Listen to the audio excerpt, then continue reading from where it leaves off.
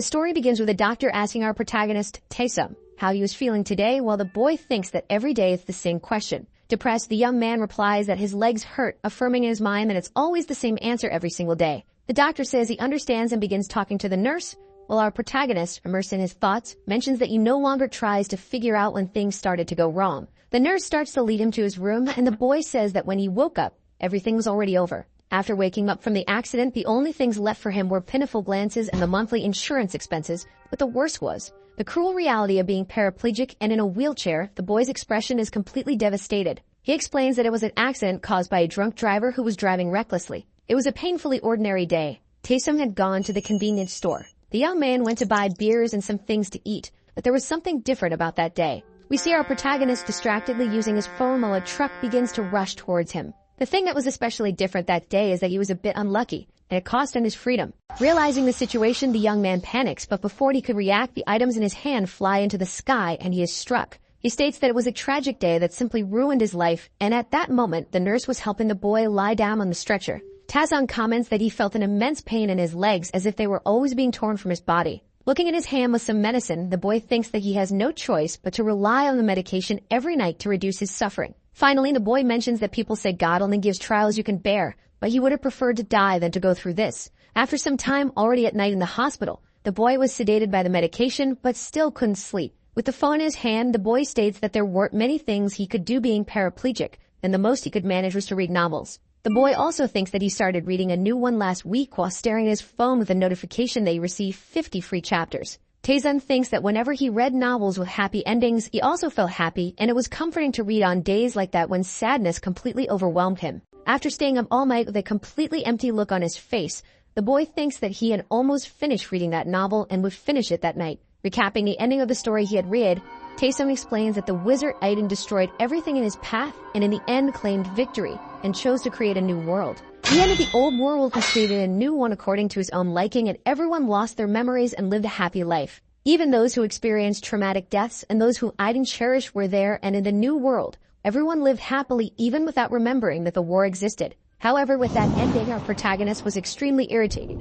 What the hell it was? He thinks that the protagonist did everything to protect the world, but Aiden ended up undoing everything and destroying the world that he tried to save just to create a new one for himself. Trembling, our protagonist, Taesung, wonders why the novel he randomly chose to read also had to have a bad ending. Placing his hands over his head, the boy begins to cry incessantly, questioning why he couldn't be happy no matter what he tried. Consoling himself, he thinks that he certainly didn't care about the novel's ending, and that even if he woke up tomorrow, he would never be able to experience something like a happy ending, so the only thing he could do was fall asleep and face his reality. However, before the IV in his being, a blue light begins to emerge and illuminate the entire hospital. A holographic window appears informing that the mission, the wizard who dominates the world, has begun, and someone with clear eyes can be seen waking up. Taesum, who was completely different upon waking, is utterly confused about what was happening. He thinks it was as if he had seen a message in front of him and wonders what that was. Looking at his legs, the boy thinks that perhaps this is a hallucination due to the pain. However, when he looks to the side, the boy starts to notice that he was in a completely different house and not in the hospital where he used to stay.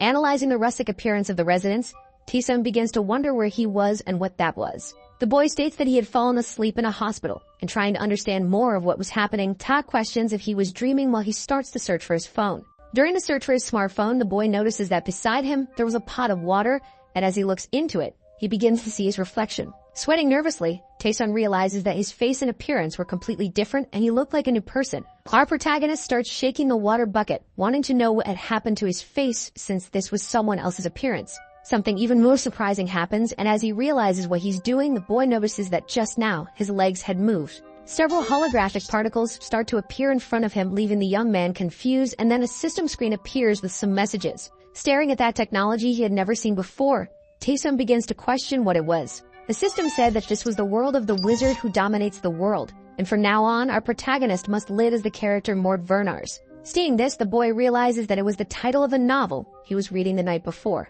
Moreover, Mort is a supporting character in it, and while the boy tries to understand the situation, the system states that if Mort dies, Taesung will die too. Our protagonist begins trying to assimilate everything that is happening and says that this is true. Looking at his legs, the boy remains incredulous, not knowing whether to believe it. Taesung keeps moving his legs, saying that before he couldn't even feel his limbs, but now he could even move them. And now the boy could even stand up, and at that moment, we see that in his new body, The young man had an extremely athletic physique. He can't stop sweating, thinking that he could even clearly feel the ground beneath his feet and all the sensations around him. The sister reappears, materializing in front of Taesum, informing him that it is loading some information. Our protagonist is startled and various pieces of information begin to enter his mind along with the memories of the character Mord and all the events of the novel. He can feel all the memories of that body entering his head. From putting his hands over his hair, the boy begins to feel desperate about it all. Taesung says he could even see the kind of life Mord led and how it ended in the novel. Mord Verners, a son of the peculiar Vernars family and a warrior who in the future will become extremely powerful. He is an illegitimate son of the patriarch of the family, someone so powerful that even if the protagonist Aiden and his group fought together against Mord, it wouldn't be guaranteed that they would win. However, in the midst of a ritual to gain full control over his mind, Mord was ambushed by the protagonist and his group. And in short, he is a supporting character who only plays a supporting role. And after all this, Taesung questions why he became Mord. The screen appears again in front of him and finally informs him that Taesung must change the world's destructive fate. And with that, our protagonist's wish will be granted. Reading that and seeing the word wish, he becomes extremely interested, knowing that he could do many things with it. Our protagonist is hesitant, wondering if his deepest desire will really be fulfilled or if it's just a deception. With the system talking about destructive fate, he assumes that the hologram was probably referring to the novel's ending. So that system wants Taesung to protect the world instead of Aiden, who will destroy that land later, and with all that, the protagonist mentions that he needs to think a bit. The young man also says that he might be dreaming because he was tired of his previous life. Tae remembers moments from his last life where he hated repeating every day as a paraplegic. So if this were a dream, he didn't want to wake up and didn't care if it was a prank or something like that. And already thinking about his wish, the boy states that he wanted his body to return to how it was before the accident. In fact, he wouldn't be satisfied with just that. Once again, the young man remembers the request the system made while he begins to ponder something. The boy thinks that he had all the information about the novel, The Wizard Who Dominates the World. In addition to all of Mord's power and talent, changing the destructive fate was extremely worth trying as long as his wish would be granted. And finally, our protagonist declares that he wouldn't just try, no matter what, he would succeed. The explanation about Mord Verners continues as he is a part of the bloodline of Archduke Verners and is a bastard son. Without knowing who his mother was, the boy had a difficult life because a few days after his birth, his mother passed away. The young man began to be called the cursed one who killed his own mother and lived his life as a weakling, unable to withstand the pressure and insults from others. Then see Mord in the past with his head down being insulted by several nobles. It wasn't because he was weak or didn't know how to fight back. It was simply because the guilt of being the cursed one who killed his own mother consumed him from the inside out. But there were many things that would become turning points in the poor boy's life. Those who are of the Verners bloodline awaken their powers when they turn 15 years old. They call this awakening the awakening of divine blood, and those who go through this awakening must endure pain comparable to setting their body on fire. But after all this suffering, the person will be blessed with tremendous powers. However, for someone who was not entirely part of the Archduke's family, the chances of surviving the blood awakening were less than 1 in 5. Mord was different. The boy survived the awakening of new blood and gained great powers that made him extremely powerful. Taesung remembers the letter he received that said if he survived his 15th birthday, he should go to the Vernars family's main house. Our protagonist explains that Mord read the last letter his mother had left for him and went to where the Archduke's family lived. He agreed to undergo a test to be recognized by his father, whom he had never seen before. All of this explanation is Taesung's memories now in Mord's body. The boy thinks that according to all this, he must have arrived the day before at the Vernars' house to take the test. The boy considers that Mord is a supporting character in the novel, but Archduke Vernars is the antagonist of the story, and so the young man says he knows a lot about that family. This family already has several direct descendants, so would it be difficult for Mord, a bastard son, to be accepted by them as they would despise him? But growing up without parents made the supporting character full of a desire to be recognized as a son of the Archduke. However, his father only wanted to use him. Had he managed to survive the awakening of new blood made the boy so strong that even the protagonist would struggle in a fight against him. Since the supporting character didn't show all this power in the novel, Taesung sees this test as an opportunity to see the true potential of his new body. However, diverting his attention, a bearded man enters the room, calling our protagonist and asking if the boy had forgotten what day it was. Taesung thinks that this guy, according to Mord's memories, is an instructor named Todd, and he is the one who will personally oversee his test. Todd is a muscular man with short hair and a beard, and has various battle scars. In an imposing manner, the man asks what the boy was doing standing still. In his mind, the boy knows that this guy was quite ripped, as an instructor should be, and then he goes up to the man, asking if he was Todd. For some reason, the man finds the whole situation strange, thinking to himself that the boy seemed a bit different from yesterday, as if his personality had changed. And staring at our protagonist, Todd notes that even the boy's gaze was different from the day before, but he thinks that it was just his imagination. Todd asks Mord if the young man had forgotten the explanation about the test he was going to take, and Werner's retorts, asking what kind of test he was supposed to do, as he didn't remember. The soldier explains that it would be a test to see the boy's full potential, and analyzing the young man's body, he assumes that since he is strong, he must know how to fight. Sweating at the situation, Taesung realizes that he has barely gotten used to his nude body and already has to fight, thinking that he would have to fight for his life, but for some reason, the protagonist is extremely excited about it, seeing it as an opportunity. Nervous about what was about to happen, Taesung states that he wanted to test his powers, and this would be his first chance to do so. After a short period, we see the boy walking behind Todd through a forest. The instructor asks if the protagonist had also forgotten what he explained yesterday. But Mord is confused, and Todd explains that he had already mentioned that the boy should not claim to be Archuk's son.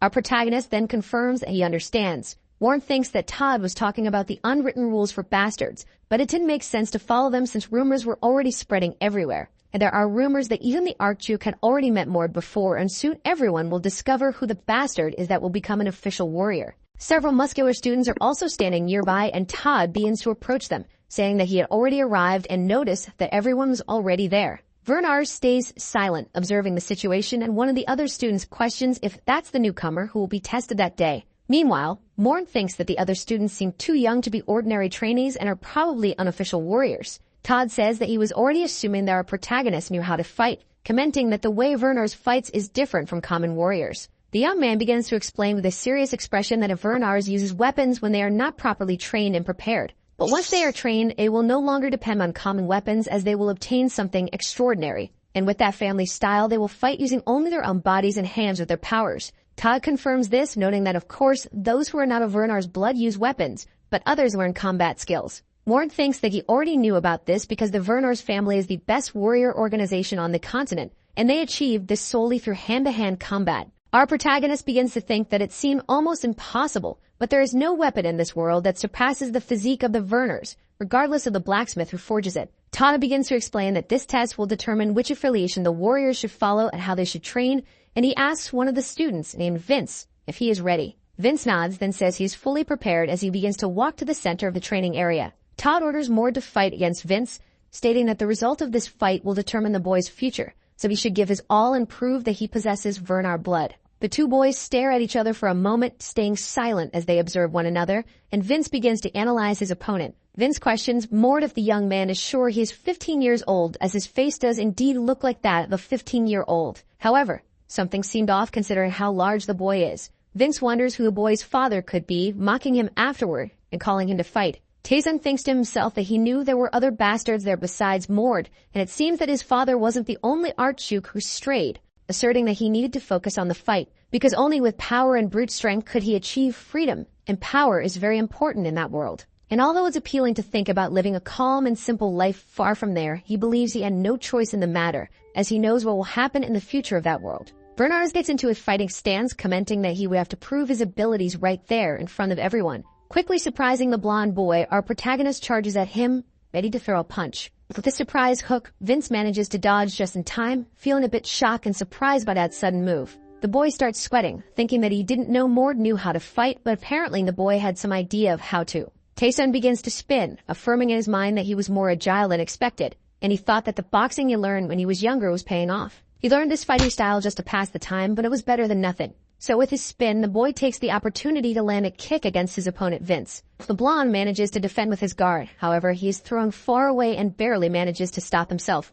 Irritated, the boy admits that Mord was extremely good at fighting, and stands up again. The young man tells our protagonist that he was lying when he said he didn't know how to fight and was probably trying to take advantage of that. However, Taesung seems not to understand and says there's no reason to lie. Still, Vince insists that Mord was lying, judging by his stance. Mord, surprising everyone, replies that he just needed to copy what others do, and hearing this, the blonde boy becomes extremely irritated for some reason. Silently, he charges at his opponent with some greenish energy in his hand, leaving our protagonist startled. One of the other bastard sons questions why Vince is using mana, asking him to stop, but the instructor interrupts, ordering the two to continue fighting. Even so, the student remains extremely concerned about the situation, fearing for our protagonist's life, but the instructor insists once more, telling them to let the two fight. Mord is impressed that his opponent is using mana against him. However, despite this, the young man takes a fighting stance without hesitation. Vince, extremely irritated, questions how that bastard dared to insult him. The young man says that from that moment on, he wouldn't hold back anymore, so our protagonist should be happy with the lesson he was about to learn.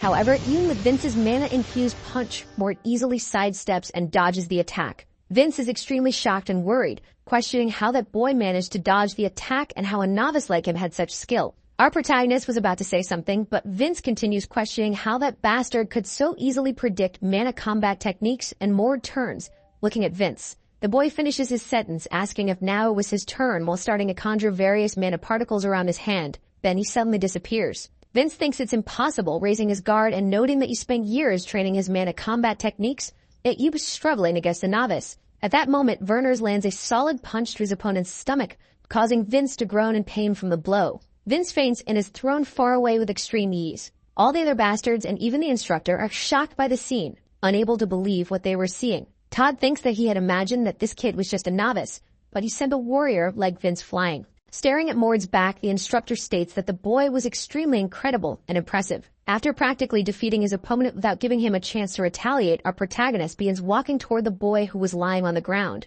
Mord stops in front of Vince and stares at him without saying a word for some time. The boy thinks that it would have been much worse if he hadn't dodged Vince's last attack, also stating that he now understood how to use that power. However, the blonde, who is sitting on the ground, starts making some movements with his hand clenching his fists. Mord takes a combat stance, questioning the blonde if he could still stand after taking a blow like that, highlighting that warriors are different. Tesson notices that even though Vince is nearly unconscious, his opponent is about to do something, and the boy is surprised by Vince's determination. One of the students questions his instructor about how Vince was defeated by a novice with just one blow, and everyone wonders where that boy came from. Mord turns to his instructor and says that he didn't know how to control his strength, so he was afraid of killing his opponent if he continued the fight. Todd gets lost in thought, stating that Mord was just a student while he was an instructor. The man thinks that the purpose of an instructor is to measure the potential and power of those being tested, pushing them to their limit, and a test taker should not be able to defeat an instructor. However, he didn't know what would happen if that fight between the two took place.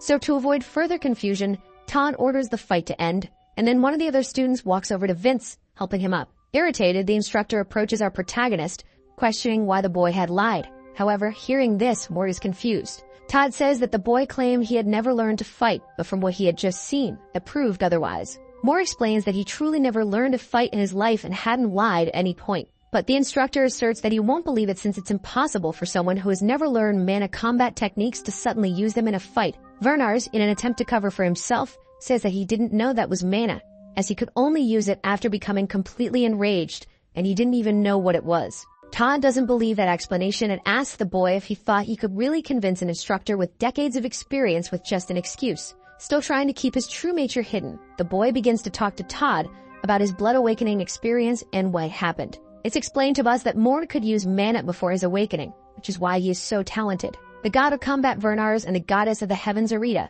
The blood of these two gods runs through Mord's veins. This created an incredible synergy, making the boy a miraculous being. In other words, Mord had a blessed genetic heritage. The boy hadn't received even a minimally decent training until he was 15 years old. Yet, in just 7 years, he would become stronger than Archduke Werners and the strongest successor to the god of combat, and that's how the story evolved. After coming up with an appropriate excuse that was also a half-truth, Todd began to believe it, saying that if it were true, the boy was a monster of talent. The instructor then asked the boy if he had any idea who Vince was, and the boy explained that since he met the blonde for the first time, he didn't know who he was. Vince was a Werners warrior who had been trained from an early age and had gone through an extremely complicated test.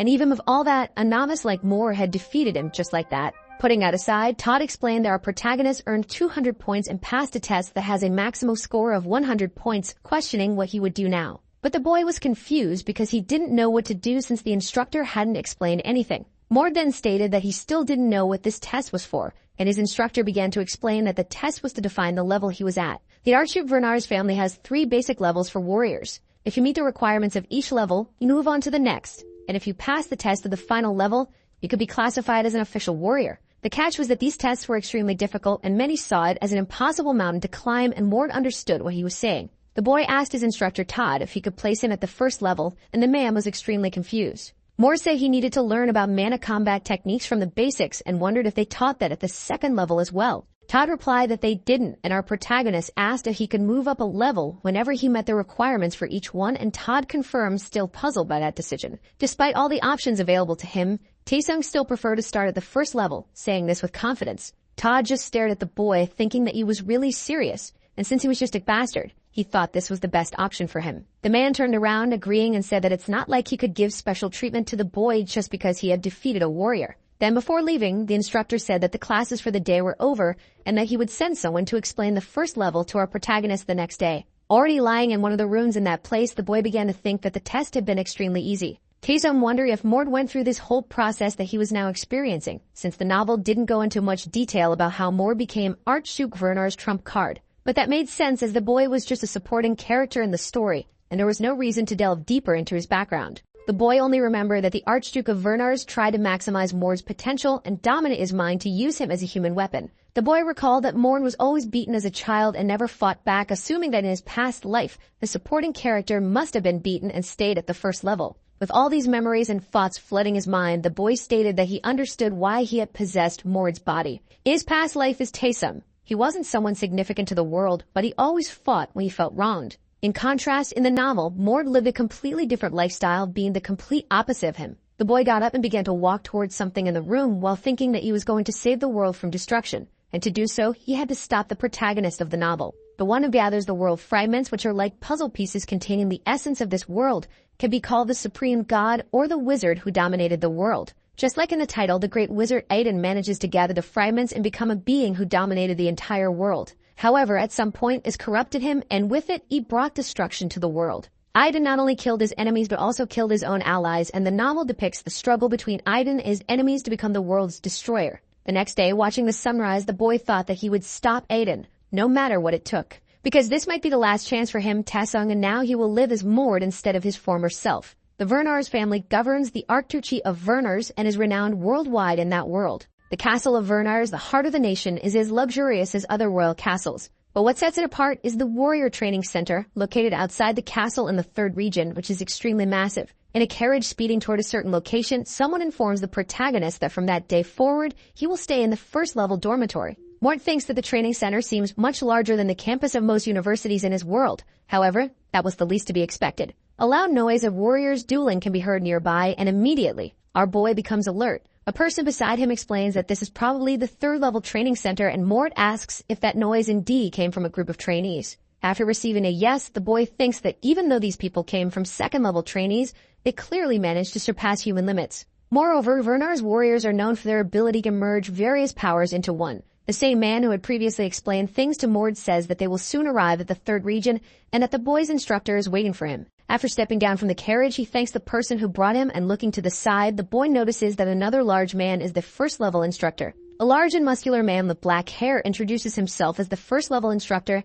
Hayes, and he asks the novice to call him Instructor Hayes. Mord does as instructed, calling him as requested, and immediately after, the instructor questions if the boy's name is Mord and assumes he must have done very poorly on the test to be there. Surprising the instructor and leaving him shocked, the bastard replies that he defeated Vince in the first test, and Hayes questions if he had really beaten a warrior. After receiving confirmation, the man is incredulous, not believing what happened and wondering why the young man is there. Mord thinks there's no reason to lie about it since everyone will soon know, and explains that he never learned combat techniques, which is why he came here to learn the basics. Still shocked by everything he heard, the instructor confirms, asking the boy to follow him, while thinking that the novice defeated a warrior without any basic training. The two begin to walk toward the battle center. Hayes explains that there are some people training, so our protagonist shouldn't distract them. The boy thinks that this might be the 1st level, but the instructor must be strong, since he's training people who will become Vernar's warriors. Upon arriving, they see various muscular children, and the instructor introduces the new trainee, Mord. The man says that Mord is a novice, and at that moment, our protagonist is sweating,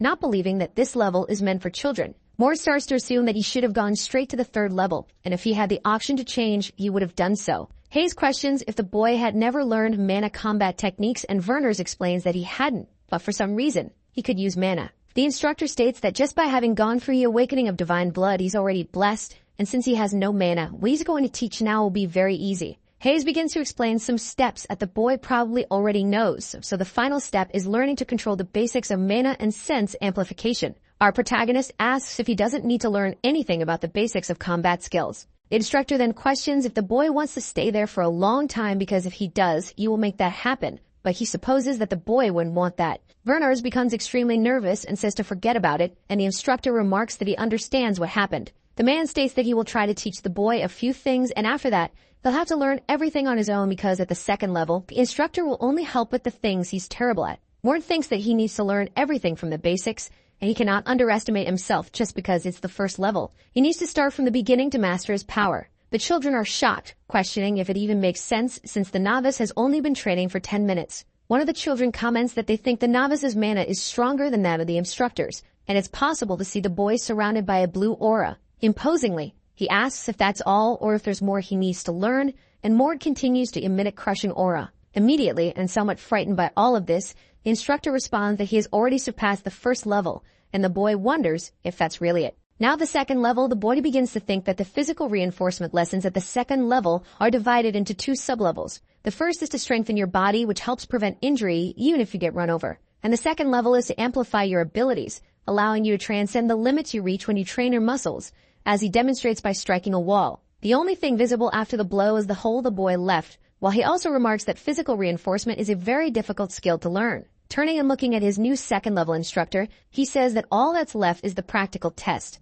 But the new instructor thinks that the boy has already passed the second level. The man asserts that the boy doesn't need to do anything further and that just with what he's done, he will start the third level the next day. The instructor explains that the second level is easy, but the third will be much harder because as people who are part of the Werner's bloodline. With a serious expression, he states that the boy will face other powerful students without having learned any combat skills, relying only on his instincts. The young man realizes that he hasn't learned anything yet, and Hayes only sent him to the second level thinking he was hiding his power. Then the instructor puts his hand on Mord's shoulder, affirming that up to the second level, brute force is enough, but becoming a warrior at the third level won't be easy. Mord thinks that he already knew the third level would be difficult and in fact was excited to meet the people with the power of the divine blood awakening. The next day at dawn, we can see the quarters where the third level warriors stay. Some people are talking about the rumors related to Mord as he managed to pass through 2 levels in just 2 days and has Werner's blood. Fian, a red-haired young man who is also part of the bloodline, remarks that people like our protagonist only want to attract the Archduke's attention. With a serious expression of someone asking for trouble, he declares that he will show this wrath that there are rankings within the Werner's bloodline. People inform the red-haired boy that the novice has arrived, and shortly after, Mord reaches the place thinking he should have come here from the start. Fian, eager to make his point, approaches the brown-haired boy, questioning if he's the novice, and Mord responds by asking who he is. The boy introduces himself as the captain of the second class. Fian, our protagonist, thinks that this boy is also part of the Werner's bloodline, just like him. Mord also says that he is part of that bloodline and is in the third level, then introduces himself. With arrogance, Werner says that he doesn't know how long he will stay there. Hearing this as an insult, Fian gets irritated, letting his aura leak out, questioning if our protagonist thinks this is a joke. Dismissively, Mord tells him not to take it that way since he wouldn't have come here if he thought it was all a joke, which only enrages Fian further. Werner states that he's not in the mood for a fight right now, so he asks Fian to calm down. But the boy retorts that it's expected of someone from that bloodline. Because Mord was enduring his aura, and Mord says he won't be intimidated just by feeling the aura of a weakling, which further ignites his opponent's fury. The boy begins to conjure a reddish aura in his hand while questioning Mord if he thinks the world will bow to him just because he went through the awakening. With his aura leaking and his eyes completely red, Fian is blinded by rage, only thinking about defeating and finishing off that novice. Other students begin to laugh at the novice, saying that no one could stop Fian and that it would be difficult for the boy to stay alive if no instructor stepped in to stop the fight. Fian declares to Mord that he won't hold back since our protagonist is also of the Werner's bloodline. Then quickly, the red-haired boy rushes to attack the novice, trying to grab the young man's head with his hands and end the fight immediately. Blinded by rage, he says he'll make Mord pay for defaming that place and teach him a lesson about how the real world works. However, before he realizes it, a massive crash is heard, and a huge cloud of dust rises into the air, obscuring everyone's vision. The friend who was with Fian earlier comments that the power was monstrous, and that the novice was very unlucky to run into Fian, the leader there, but he hoped Mord would survive. As the smoke begins to clear, it becomes visible that one person is standing while another is kneeling as if they had taken a powerful attack and fallen to the ground. For some reason, all the other students are stunned by the scene, watching someone tremble after being struck by a powerful blow. The one standing is Mord, not understanding what is happening since he thought Fian was stronger and would at least withstand one of his attacks. However, looking at Fian lying on the ground with blood dripping from his nose and mouth, he remarks that Fian was nothing more than a bully who barked a lot but had no dignity. Defeated and with his ego shattered, Fian wipes the blood from his mouth. The young man stands up, still trembling from the blow, and curses our protagonist, claiming that you only got lucky. However, the boy imposingly states that it wasn't luck, it was because his opponent was too weak. Once again, Fian lets all of his aura and mana flow out and charges at his opponent to end the battle for good and prove his strength. Taking advantage of the opening Fian left by being enraged and blinded by anger, Mord easily sidesteps the blow with extreme ease. He uses this opportunity to spin his entire body and quickly position himself behind Fian, ready to land a kick just as he did with his first opponent, Vince. Then, coating his foot with mana, the boy kicks Fian, sending him flying again several meters away, causing the poor boy to crash into the ground multiple times. After rolling from the impact, Fian stops when he hits a wall, and at that moment, a curtain of dust rises with the impact. Watching his opponent lying unconscious, Mord thinks he overdid it and hadn't expected Fian to be so weak since the boy was the leader of the third level Vernar's warriors. Looking at his own hands, the young man judges that his strike was so strong because of the basic mana combat techniques he learned at the first and second levels. Worried, Fian's friend rushes to him, waking the boy to check if he's okay and trying to help him up. However, the warrior doesn't give up, and angry with all the humiliation, he pushes his own friend away, declaring that the battle isn't over yet. Mord, with extreme disdain and pity for his opponent, remarks that the boy had fainted and was unconscious for about 10 seconds. Despite everything, Fian doesn't let go of his pride and insists that it's a lie because Mord only struck him when he was off guard, which is why he was hit. Mocking his opponent, our protagonist says that leaving his guard down while fighting someone who will become a warrior is pathetic. Unleashing all of his rage and inner power, Fian declares that just because his opponent could talk didn't mean he could say everything that came to his mind.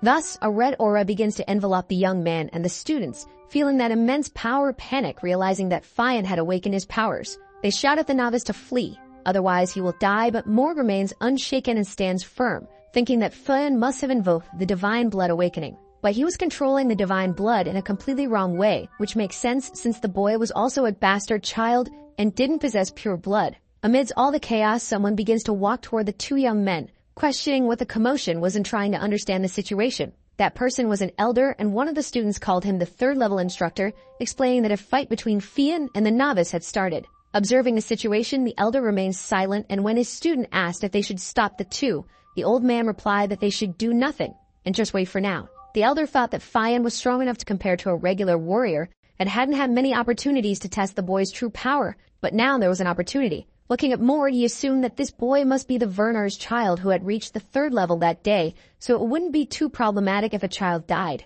Red electricity began to course through Fian's body, and with a malevolent and extremely irritated smile, he declared that Mord would pay with his life. Mord, realizing what kind of power was in his opponent's hands, couldn't believe that his enemy could use such a technique. Fian clasped his hands together and quickly leaped towards Mord, attempting to strike from below with several powerful bolts of lightning emanating from his body. Seeing the attack coming his way, Vernar's thought that this was an advanced technique that uses the body or a weapon as a vessel to create a powerful magical form. The name of this power was Body Impulse, and finally, Fian landed on the ground, almost hitting Mord, who barely managed to dodge the attack, avoiding being struck. The powerful blow hit the ground, causing the entire area to emit a massive rumble and begin to crack. Seeing the sheer force behind his opponent's strike, Taesum thought it would be bad if he were hit squarely by that attack. But using his new power, Fian quickly approached our protagonist, telling him not to dare run away. And once again, he conjured several bolts of lightning in his hand, charging at the boy to end his life for all the disrespect he had shown. Before Fian could even react, he was quickly struck by a blow to his face, leaving him surprised. With blood once again flowing from his nose, Fian was incredulous at having been hit so suddenly, but he remained determined. A flurry of attacks followed, aimed at Mord, but the young man managed to dodge and counter every one of them. Even with his new power that allowed him to endure more hits, Mord was able to evade all of Fian's strikes without even using his divine blood. The students noticed that the novice wasn't taking any hits, but also commented that Mord's attacks didn't seem to affect Fian, as he appeared to be holding up well. However, the elder instructor pointed out that something was off, as the red-haired boy was indeed suffering and gradually wearing himself out in the fight. The red-haired boy became extremely exhausted, and the old man noted that Fian's impulse was weakening. Mord remarked that it was time to get a bit more serious, and changing his strategy, it was now Vernar's who charged at his enemy to land a blow. With a quick punch, the boy struck Fian's stomach, catching him off guard and preventing him from reacting to the extremely fast attack. When he was hit, Fian groaned in pain, with more tomato juice spilling from his mouth. The boy was once again thrown far away, and Mord remained in his fighting stance, apologizing because he tried to hold back,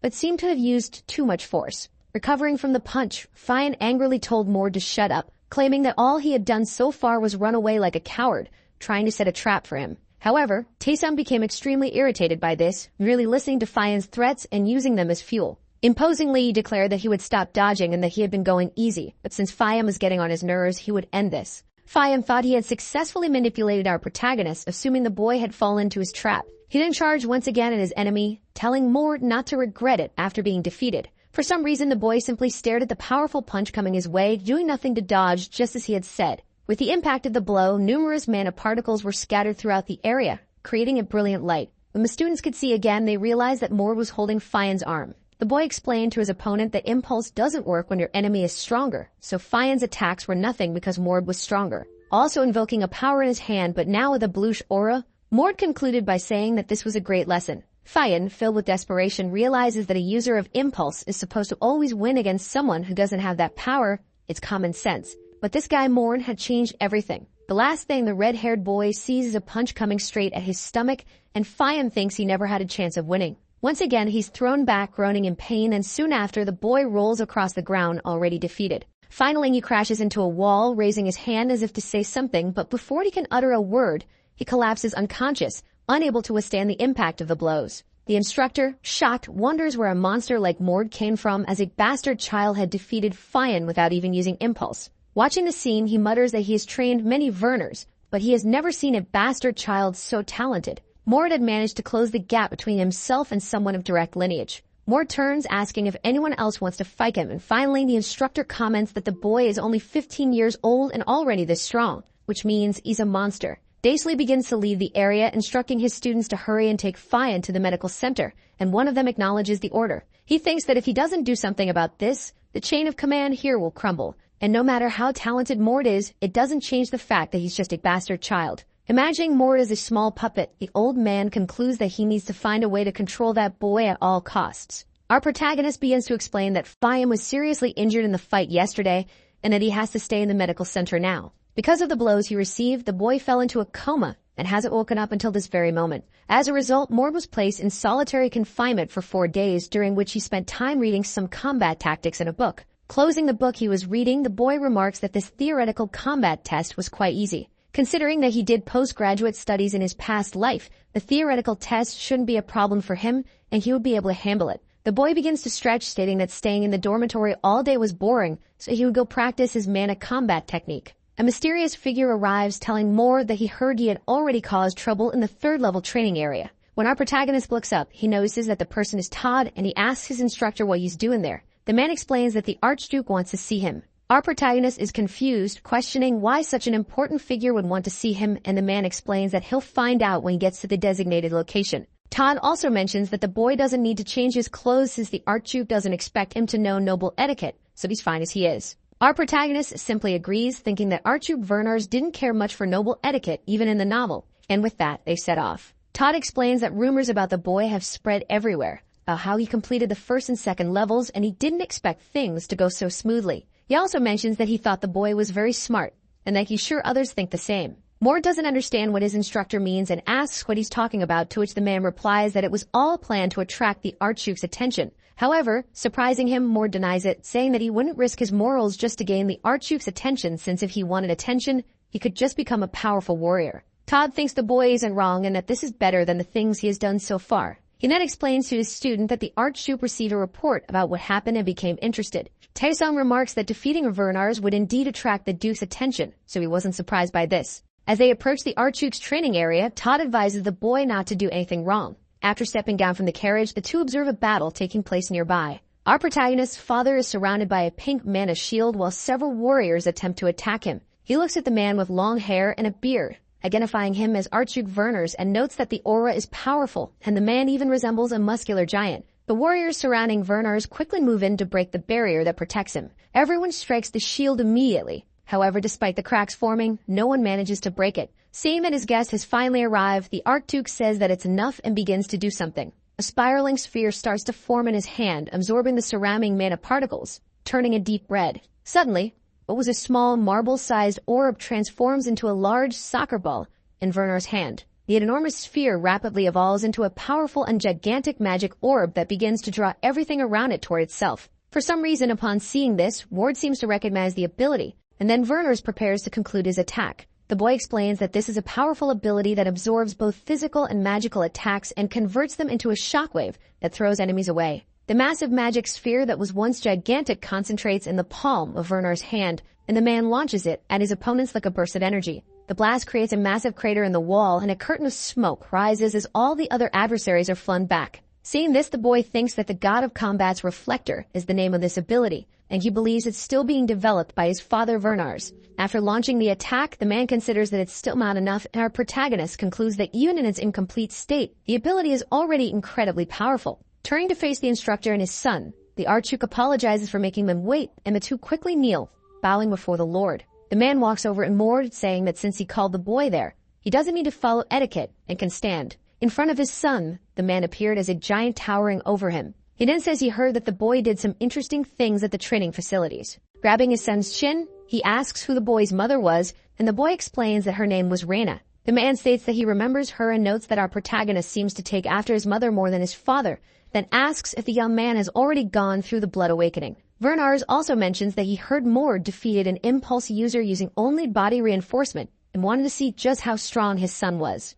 Suddenly, the Archduke shouts for someone named Kessner, and a young man appears behind him, addressing him as Your Majesty. The father of our protagonist states that he wants this Kessner to fight against Mord, and the boy questions whether it's really necessary to fight a young man. Hearing this, the man says that this is his son who recently arrived, and he wants to see how strong the boy is, so his subordinate shouldn't go too hard on him. Looking at his opponent, Mord realizes that he is one of those who were training with the Archduke earlier, and Kessner asks the boy to follow him to the duel arena. He informs the young man that he could use any weapon and that he would wait for the boy to choose. However, Taesung says he doesn't need one. Getting into a fighting stance, Mord explains that he never learned to wield a weapon, so he'll only use his fists. Kessner lets out a small chuckle, underestimating the boy and asking if he's really serious. Immediately afterward, he charges at Mord to attack him and see what the boy is capable of. He throws a strike at the boy, but the young man easily manages to dodge it. In his mind, Mord thinks that his opponent is fast, which is expected of someone close to the Archduke. Kessner comments that the boy dodged without using mana, getting excited. A barrage of blows begins to come at Mord, who tries to defend himself but quickly realizes that this opponent is on a completely different level compared to Vince and Fian. After the sequence of strikes, the boy is thrown back and barely manages to stay on his feet, still alive in the fight. Kessner begins to emit his aura, which is ablaze, saying that he likes the way our protagonist fights because even when cornered, he wasn't giving his all. Mord starts to sweat from the heat he's feeling, thinking that his opponent is using mana, and judging by the strength, he must be of the Vernar's bloodline. The boy also acknowledges that now that he thinks about it, he has never fought with everything he has while observing his opponent walking towards him. The young man begins to summon his mana as well, stating that since his opponent is someone from the Archduke's entourage, it should be worth it to give his all, so he won't hold back. A powerful and brilliant blue energy begins to emanate from Mord's body. The auras of the two extremely powerful opponents clash like a battle in the jungle. The Archduke was impressed by what he saw, and Kessner couldn't believe that this was the mana of an apprentice. Taesung thought that Mord probably never maximized his potential since he grew up hearing people call him the cursed one who killed his mother. The boy likely never had the chance to use his full power due to the guilt he carried on his shoulders. Now in battle stance, the current Mord begins to think that this time would be different because he was going to do this from a Mord who never got to unleash his true power. With a serious expression in his fighting stance, Taesung starts to provoke Kessner, asking him to come at him. Kessner laughs, confirming, and quickly, with all the speed and explosiveness, charges at Mord, saying he's going to teach him a lesson. Mord manages to defend himself with his arms, preventing his opponent's attack from reaching his face. Kessner admires his opponent, saying he understands why the Archduke is interested in the boy because the rumors were not false. But all of that was useless, so with one fist still pressing against our protagonist's guard, the man unleashes an unknown attack. Once again, Mord is thrown back, thinking that he was sure he blocked it, and assumes that must be a technique that doubles the attack's impact. Kessner doesn't give him a chance to breathe, affirming that the boy still has a lot to learn, and quickly charges at him again to end the fight. Before Mord could think about how vast the power gap between them was, he was struck by a powerful blow to his stomach. The boy is slammed into the wall, feeling the impact of the punch and spitting out some saliva. Kessner gives a small smile, stating that he hasn't even started yet, so the boy better not disappoint him. As the dust clears, the Archduke's subordinate knight starts to mockingly ask if that was all our protagonist had. Still hurt from the attack, the young man tries to stand up, acknowledging that there's a huge difference between them, even without the man using impulse. As he struggles to his feet, Mord wonders if he should use the power of divine blood, but he dismisses the idea, realizing that if he did, his opponent would likely do the same. Kessner starts to get irritated, saying that the boys seem to be overthinking things. Mord remains silent, groaning in pain and wiping the blood from his mouth caused by the blow. When he doesn't hear a response, Kessner becomes even more annoyed, stating that if the boy won't fight with everything he has, he'll force him to do so, charging at him again. Kessner notices that the young man is finally about to fight seriously, and our protagonist raises his hand to strike him. However, the man easily dodges, forcing the boy to punch the ground instead. Pleased and excited by the battle, he says this is what he wanted and immediately goes on the offensive again. Preparing his punch, Mord thinks that he didn't want to show everything he was capable of just yet,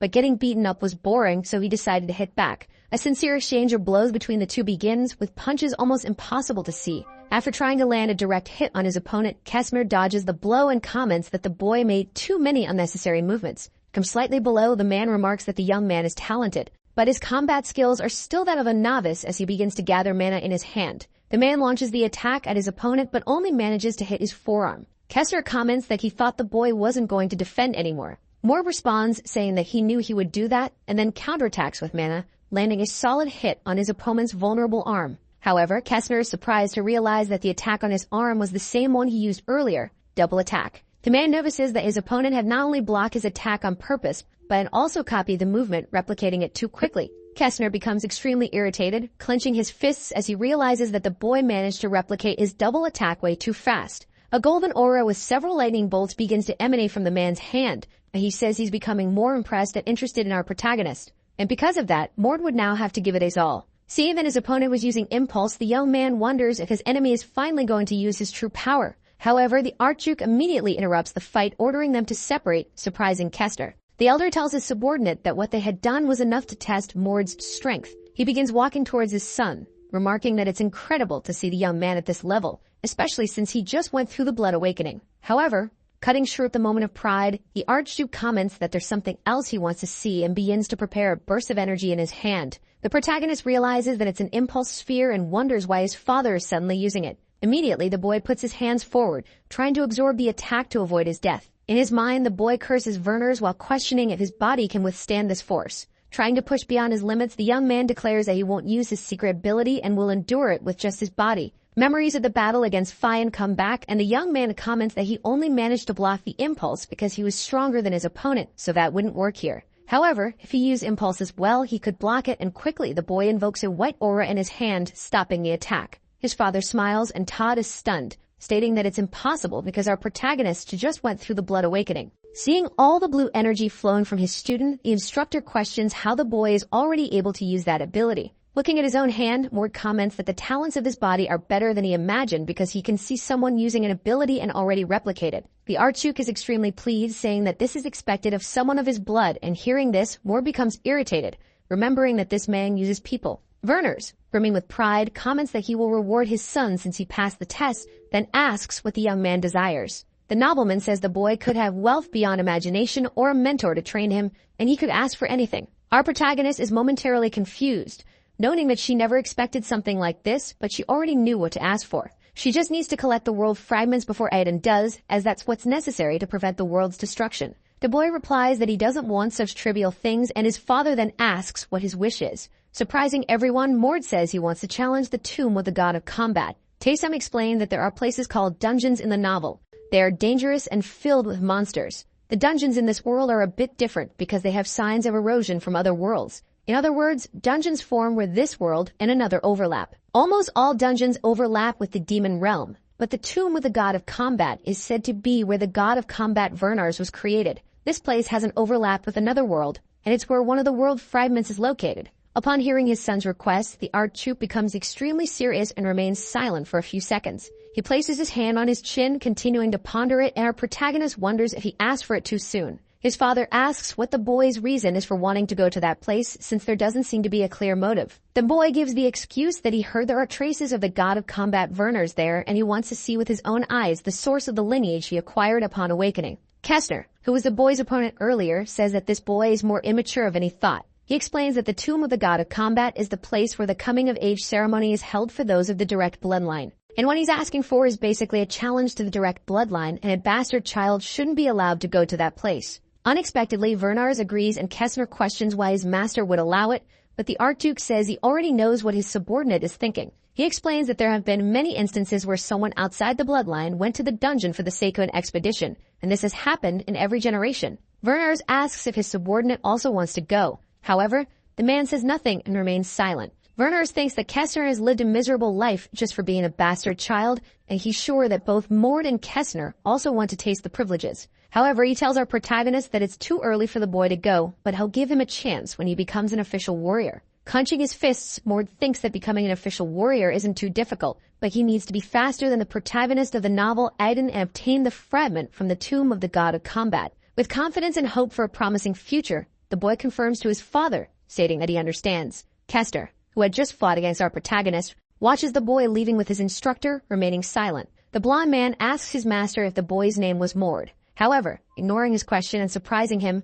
Werner asks what he thought of the boy given that he had fought against him. The man explains that it seemed like Mord was hiding a lot because he was certain the boy hadn't given his all in the fight. Werner, hearing this, responds that it seemed like Mord had given his all to hold back the impulse sphere and had also learned that ability the moment he received it. Kestner acknowledges that he knew there were people who could learn things quickly. However, the thing that shocked him most about the young man was the amount of mana he possessed, as even though he didn't yet know how to control it, the boy's mana level was astonishing. The Archu comments that Mord's mana had a resemblance to that of Erna. Hank was about to say something more, but suddenly stops. Kestner asks what his master was going to say, but the man remains silent, then dismisses it, saying it was nothing. Werner thinks that the boy's gaze lacked any desire and was almost lifeless. The eyes of his bastard children were always full of the desire to be recognized by their father, but his were different. Smiling, the old man remarks that the boy reminds him a lot of his mother, Rena, and that he was an extremely interesting child. Back at the third-level training center, several warriors are seen dueling with each other. Morn arrives and takes the opportunity to observe the fight happening among his teammates. The young man thinks that he nearly died of boredom over the past 4 days, but now will finally learn something useful and worthwhile. He turns his attention to a conversation where a background character mentions hearing that the Werners are going to select 5 of the bastard children to challenge the tomb of the god of combat. A brown-haired boy says that apparently this is an expedition to discover a pattern in the tomb of the god of combat since the pattern changes every time. Hearing all this, Mord thinks that Kestner has also decided to try facing the tomb of the god of combat, and he needs to hurry to become a warrior. Daisley arrives at the scene asking if everyone is present, and a background character responds that everyone is there except Fian. Imposingly, the instructor commands all the students to prepare for training. After saying this, the man walks over to our protagonist, asking if he's the novice, and the boy promptly responds that he is. The elder remarks that Mord cannot participate in this training because it's his first day, and that he should ask his peers for help in learning what has already been taught. Werner becomes irritated, questioning why his instructor doesn't want to teach him since he doesn't want to learn from other students. Daisley, enraged, comments that the young man is giving orders right after beating Captain Fian on his first day, and the boy retorts that he has already been punished for what he did. However, this does not calm the situation, making the instructor even more furious. He orders the boy to stop talking back, questioning if this is how he was taught to behave. Mord maintains a firm expression, saying that Daisley should misunderstand since he's only speaking the truth, and it's the instructor's duty to listen. The instructor cannot tolerate being answered back and, consumed by fury, strikes our protagonist. After Mord steps back slightly from the blow, the old man seizes the opportunity and grabs the boy by the collar, calling him a brat and asserting that he's giving him an order. The instructor orders the boy to run laps around the center until the training ends and expects him to maintain high speed while paying attention to the lessons. With this, the instructor begins to laugh with a psychopathic expression, stating that the boy will be punished if he fails to answer any questions. Mord tries to restrain himself but lets a bit of mana leak out as he clenches his fists in anger at the humiliation he's experiencing. Seeing this and realizing that once again his authority is being challenged, the elder loses control. The old man thinks that this brat dares to disrespect his authority as an instructor. This was unacceptable, and then the old man struck our protagonist again while saying that he was mocking his own instructor. Mord became extremely furious but tried to contain his anger, and at that moment the old man began to lecture him, asserting that the instructor's authority was absolute there. And if the boy continued to resist, he would be removed as a student, immediately asking Mord if he had understood everything. Wiping the blood from his mouth after taking the old man's blow, the boy began cursing him in his mind and wondered if he should hit him. However, he changed his mind, thinking that if he caused another fight there, it could interfere with his test to become an official warrior. And for that reason, he needed to hold back so he could go to the tomb of the god of war. So the young man responded that he understood, addressing the old man as Sir. Stating that his authority was restored, Daisley questioned what the boy was doing because he should be running. And even though he was silent, swallowing all the anger he was feeling, our protagonist began to run as his instructor had ordered. Watching the back of the student who had defied him, the instructor thought he would ensure the young man was punished for disrespecting him. Our protagonist explains that during the time that passed after that event, Daisley seemed to hold a grudge for what happened and continued to punish him for no reason. It became apparent that the boy was constantly being assaulted by the old man. The boy also stated that Daisley had gone mad with the authority he had and let it completely go to his head. If he felt that his authority was being even minimally threatened, he would punish anyone verbally and physically without feeling pain or remorse. And he always imposed punishment in the form of training for all the students. And because of that, no one could resist since it was something he could do. This was how Daisley governed that place, the third level of the Vernar warriors. After a few days, Mord could be seen doing an exercise using only one finger. However, even then, the instructor kept complaining, questioning if he was disobeying his own instructor. The young man thought he knew why his instructor was doing that, as it was just because Mord had used mana in front of the other apprentices that time. Seeing that he wouldn't get a response, Daisley left in anger, realizing that the boy wouldn't answer no matter what he asked. But the man stated that the boy should remain in that position until the end of the day, and if he moved a muscle, he would be punished again. While doing the exercise, Mord thought he held back because he believed the old man had something valuable to teach, but it seemed he was just passing on mediocre training. Inside his quarters, Daisley was sitting, thinking deeply, resting his chin on his arm. The man cursed Mord, wondering how that brat dared to talk back to him, and the punishment he gave the boy should have destroyed anyone's body. But Mord endured until the end, as if he wanted to rebel one day, practically challenging his authority. The man wondered how a bastard child with no training could be so strong, and then he punched the wall. Getting up, he then stated that the boy would fall soon, he would make sure of it with his own hands. The next day, we hear the protagonist saying that he will take the test to become an official warrior. He is staring at an instructor while the other cadets are shocked at what he's just said. The confused old man asks if he is sure about what he just said, and our hero just firmly confirms it. He's immediately reprimanded by the old man, who says he has never learned anything to become a warrior. But that doesn't intimidate Kim, who says it's because the instructor neglected his job. Then he approaches him and says that in reality, the old man is not qualified to teach. This irritates an elder, who tells him to stop talking nonsense as he is the only one who judges who can take the test or not.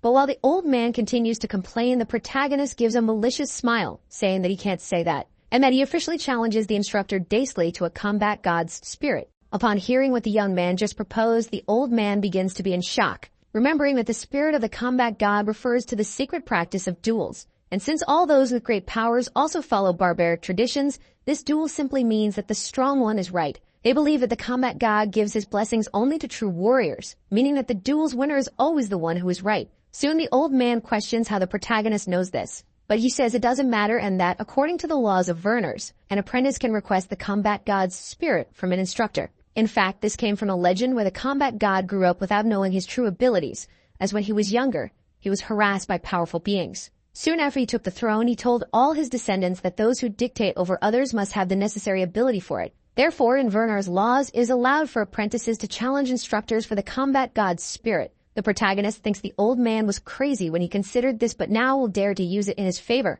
However, soon Daisley grabs his collar and says he is just a child to be asking for this, and that he is too young to talk about such an important sacred right. But the protagonist quickly tells him to shut up and not to fool himself, since he does not have the right to deny the combat god's spirit. He then lets go of the instructor's hands and slowly walks away from him. While his back is being watched by the same, the protagonist then prepares to do something with his mana and shouts for everyone to hear that apprentice Mord requires the combat god's spirit to duel against third-level instructor Daisley. He repeats this message as a shout that echoes throughout the palace so that everyone can hear what is happening, but this displeases the instructor. However, before he can say anything, the protagonist turns around, telling him not even to think about denying his request. But if he plans to do so, he will spread to everyone that he ran away from a disciple. Daisley gets irritated by the brat's presumptuous actions, but our hero remains firm and asks if he still hasn't understood what is happening, and that this is his last chance to prove himself a true instructor, warning the old man that he no longer wants to waste time with useless people like him. Feeling the pressure the young man is emanating, the instructor begins to think he should have come wearing brown pants,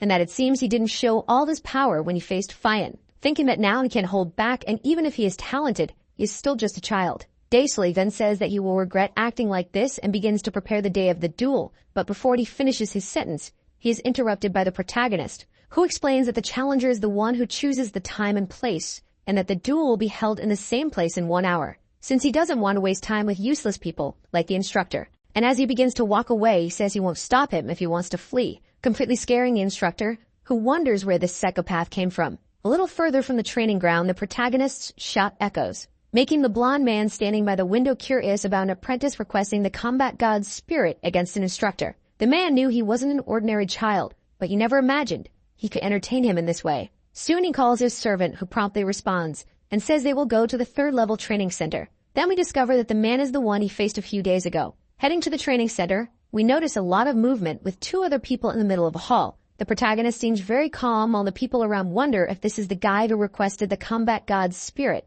Then we also see instructor Daisley, fully prepared and equipped with weapons, shields, and even armor. Mord approaches, saying that he really chose to fight instead of fleeing, and is answered by the instructor, who says he will take that arrogance out of him by force. But this threat ends up being in vain, as the MC says that a barking dog doesn't bite. This makes the instructor even more irritated by the young man's insolence, while he just smiles calmly. Suddenly someone arrives, asking if they are late and saying they thought they wouldn't make it in time. Soon both realize it's Mr. Kessner, and they question why he's there. The problem is that hearing the protagonist speak so calmly to the official makes the instructor suspicious. Realizing that the boy knows this official and confirming that he wasn't being arrogant for no reason, as he is supported by someone powerful. Kessner says he heard about what was going to happen there and then asks what he is planning by requesting the combat god's spirit. He is soon answered by Mord, who says that the man is neglecting his role and seems to only have malicious thoughts in his mind. This makes Kessner chuckle slightly as he finds the protagonist amusing. He then asks if our hero really thinks he will win and says that even though the instructor is retired,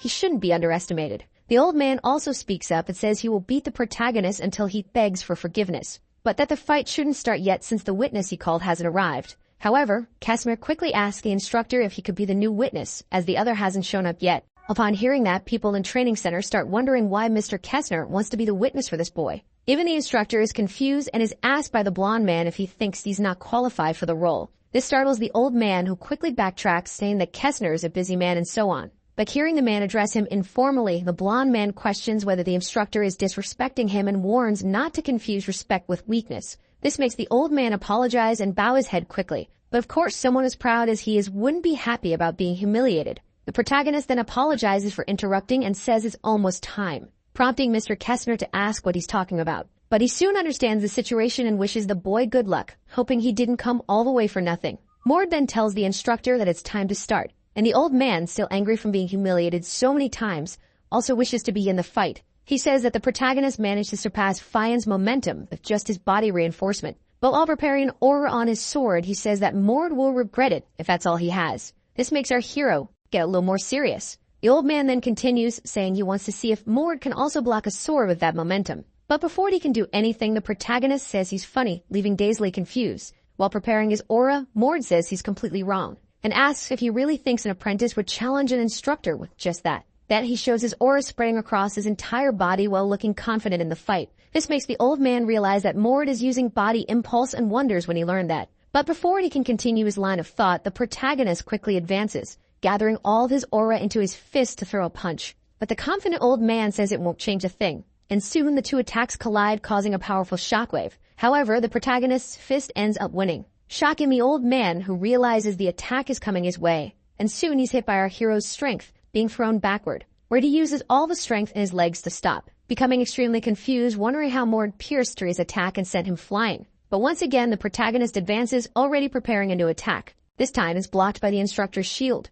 He admits that our hero is good, but that he won't be able to defeat him with those skills. Soon, Mord notices something coming his way. Then the instructor uses his impulse on the shield, sending a wave of mana that throws our MC backward. As he says that despite being strong, he still lacks experience, and that he has no deep knowledge of mana techniques. That's why he is too young to fight someone like him, who carries great experience, attacking our hero, who barely manages to dodge. But his dodge wasn't perfect, and a small part of his cheek ends up getting cut. Realizing the situation is getting worse for the protagonist, the instructor says that he has survived many battles and near-death situations. So someone as weak as him daring to challenge an elder is practically a death sentence, and that he is not a bastard child like Mord, who could be underestimated. With the last attack, the instructor throws the MC far away. He manages to stay on his feet, but is now much more cautious. He knows the old man is right about having more experience, and the blonde man watching the fight says that although the boy is talented, his combat skills are still those of a novice. If he loses here, he will have to leave, and that's exactly what Daisley wants. So he wonders what the young hero will do now.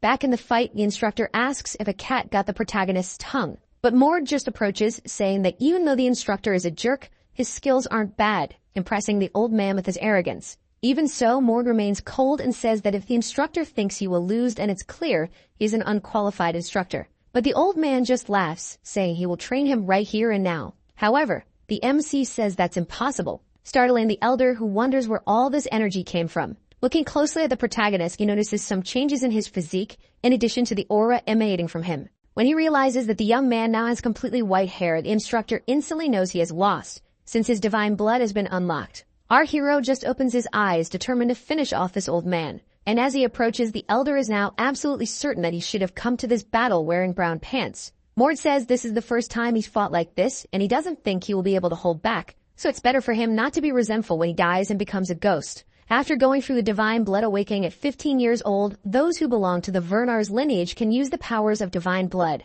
However, most of them stop using the divine blood powers to increase their mana storage, and this allows them to gain incredible powers. But if someone exists who can fully control the divine blood, that person will gain incomparable power. The people watching this scene in the training room are shocked, wondering if the protagonist is really only 15 years old. Even Kessner is impressed at how a 15-year-old boy managed to awaken the powers of divine blood. And although he was considered the most talented among several boys, it took him 4 years to awaken it. Yet this young man who arrived just 8 days ago has already reached this level. Instructor Gately is also beginning to soil his pants because when he looks into the boy's silver eyes, he is certain that he has awakened the blood. As the protagonist throws his superior instinct aura all around, he finds it unbelievable. Mord then tries to show a little mercy and says that if he wants to give up, he can do so and will only lose his pride. But the instructor shouts, telling him not to talk nonsense. Even if he managed to awaken the divine powers, there's no way he would lose to a novice. However, before he finishes speaking, the protagonist quickly approaches, telling him not to regret this later. But this attack is something the old man anticipated,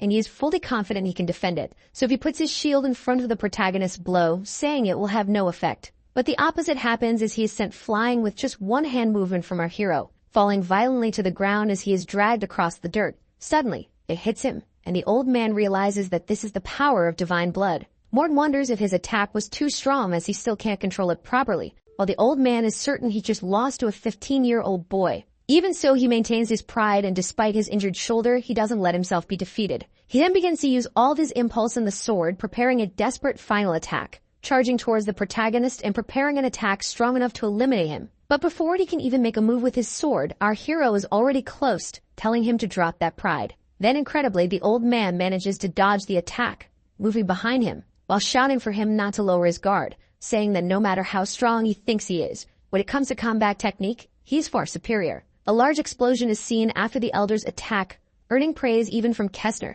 who finds it incredible that he managed to turn the situation around. However, the most powerful weapon and shield of the Vernars are their own bodies, and soon we realize that the sword imbued with impulse wasn't even enough to scratch the protagonist's body, since it won't hurt someone who has already awakened their divine powers. In that moment, Instructor Gately felt true terror, as he realized that the sword he had trained with for decades was doing nothing against a 15-year-old boy. He then starts swinging it frantically in all directions, finding it impossible. But our hero just stands there, receiving the attacks. He soon says that he's disappointed, because not only is he weak, but he also wanted to act like the greatest of all. Upon hearing this, Gately gets irritated, preparing another attack with all his strength. But with bare hands, the protagonist stops the sword's movement, and explains that those who are descendants of the god of combat fight with their own hands because there is no weapon stronger than their physique. He then asks if the instructor really thought such an attack would hurt him, while gripping the old man's sword even tighter, and then releases an electric shock using his divine power, making the old man writhe in pain from the shock of over 1,000,000 volts.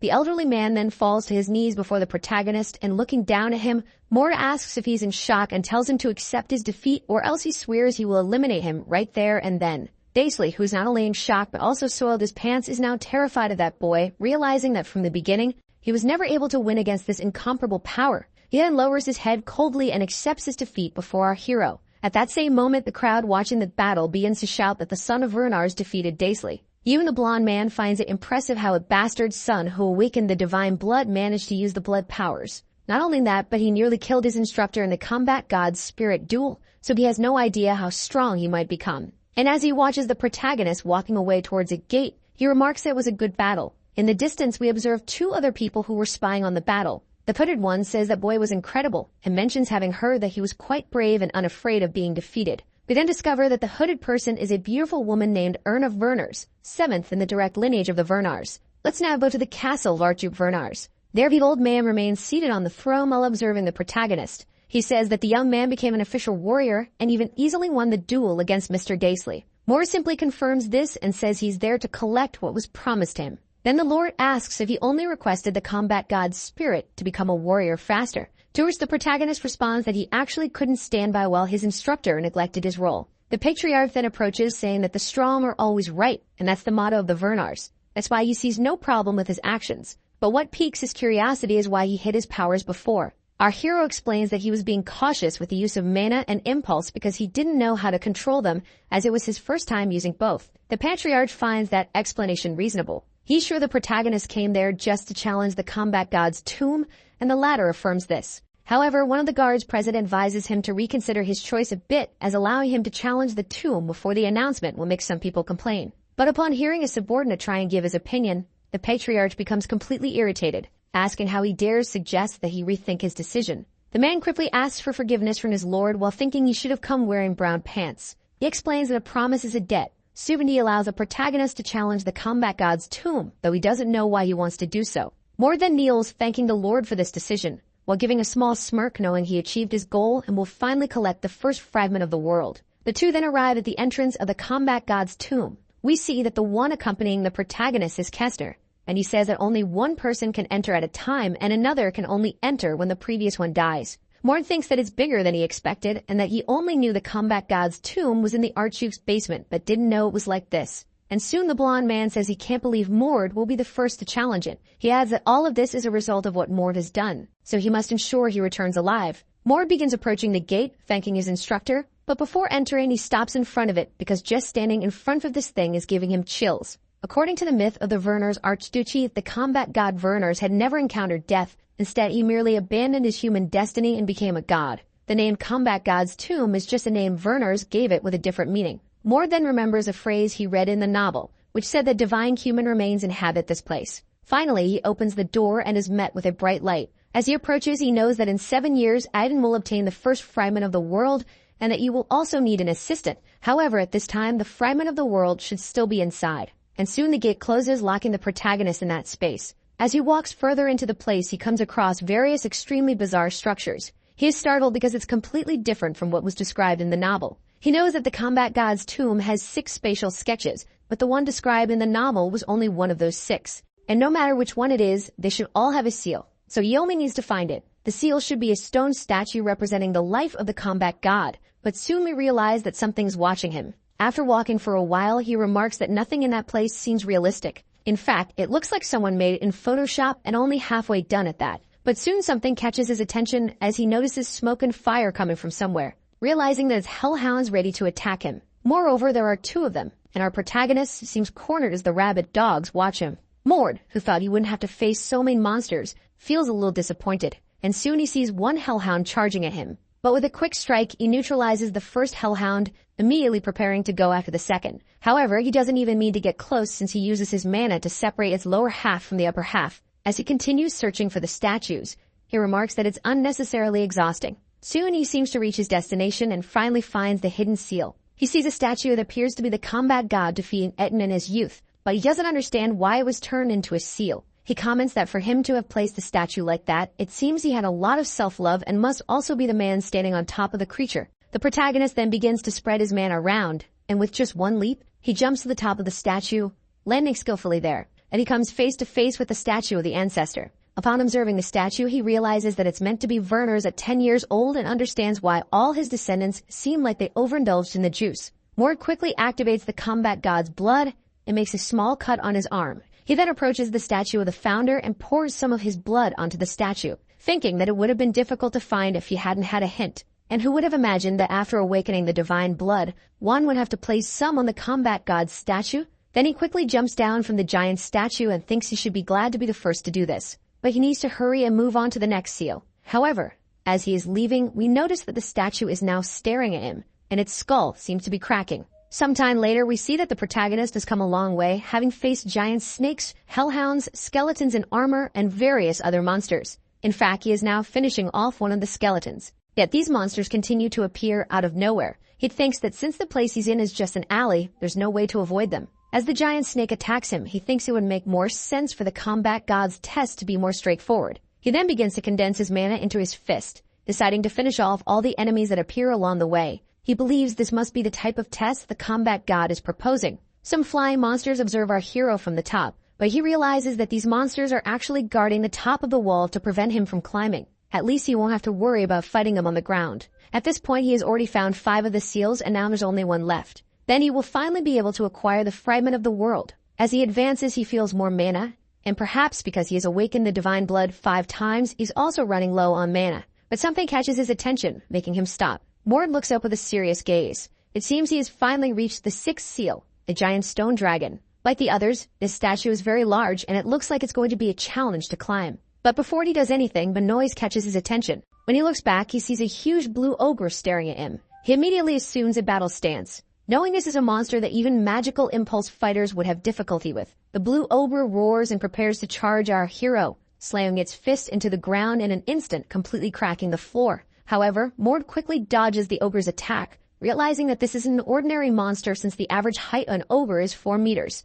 But the monster in front of him is definitely over 5 meters tall. The battle continues with the blue giant trying to hit the protagonist, while Mord uses all his speed to dodge the attacks. As he prepares to counterattack, he thinks it was too easy to be true, and that it will be much more interesting to fight this monster. Mord then begins to unleash a flurry of attacks on the ogre, even managing to push the blue monster back. However, while distracted, the ogre grabs him in midair and throws him against a wall right after, causing significant damage to the protagonist's body. At that moment, he realizes he won't be able to defeat it with just an impulse. He sees the massive creature running towards him, throwing its fist back, preparing for an attack. And at that moment, he accepts that he will have to use that technique. But maybe it's already too late, as the ogre hits the protagonist squarely, feeling victorious after easily defeating the boy who was its enemy. But then the ogre is surprised by an explosion from the crater it created. The protagonist speaks, saying that he's just a rookie with good genetics. The explosion sends the ogre flying several meters back. We then see that the protagonist activated his superior instinct, knowing that if he had taken any longer, he would have died.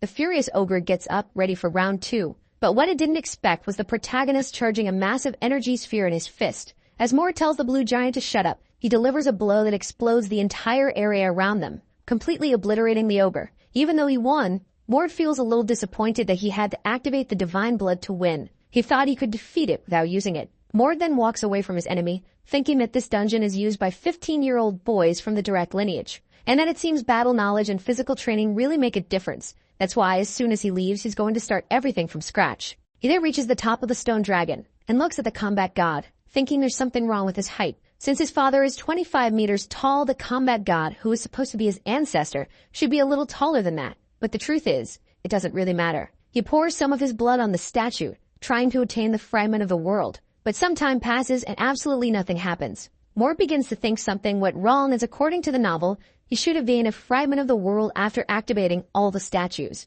And he thinks that maybe he forgot a seal, so he decides to retrace his steps and find each one. But suddenly, he hears a voice saying it's disappointed and that it expected its descendants to be a little stronger. When he turns around, he finds himself face to face with a mysterious man staring at him. We soon realize that the man is the statue of the combat god, now brought to life, and he says that if he had been left there, he would have been sad about his descendant. The reason our hero decided to enter the combat god's tomb is because he remembers the protagonist from the novel obtaining a fragment of the world inside. However, the only thing he's seeing is a moving and talking statue. Our hero wonders if this is some kind of hidden text. He then asks the man who he is, but the man ignores him, instead asking how old Mord is. But as Mord activates his superior instinct, he remains determined to find out who this man is, which impresses the elder. The protagonist quickly charges in, delivering a punch that causes a powerful shockwave. However, the attack doesn't affect the man at all, who simply says that Mord is overstepping his limits. He immediately counterattacks, throwing the protagonist backward, causing him to crash into a wall,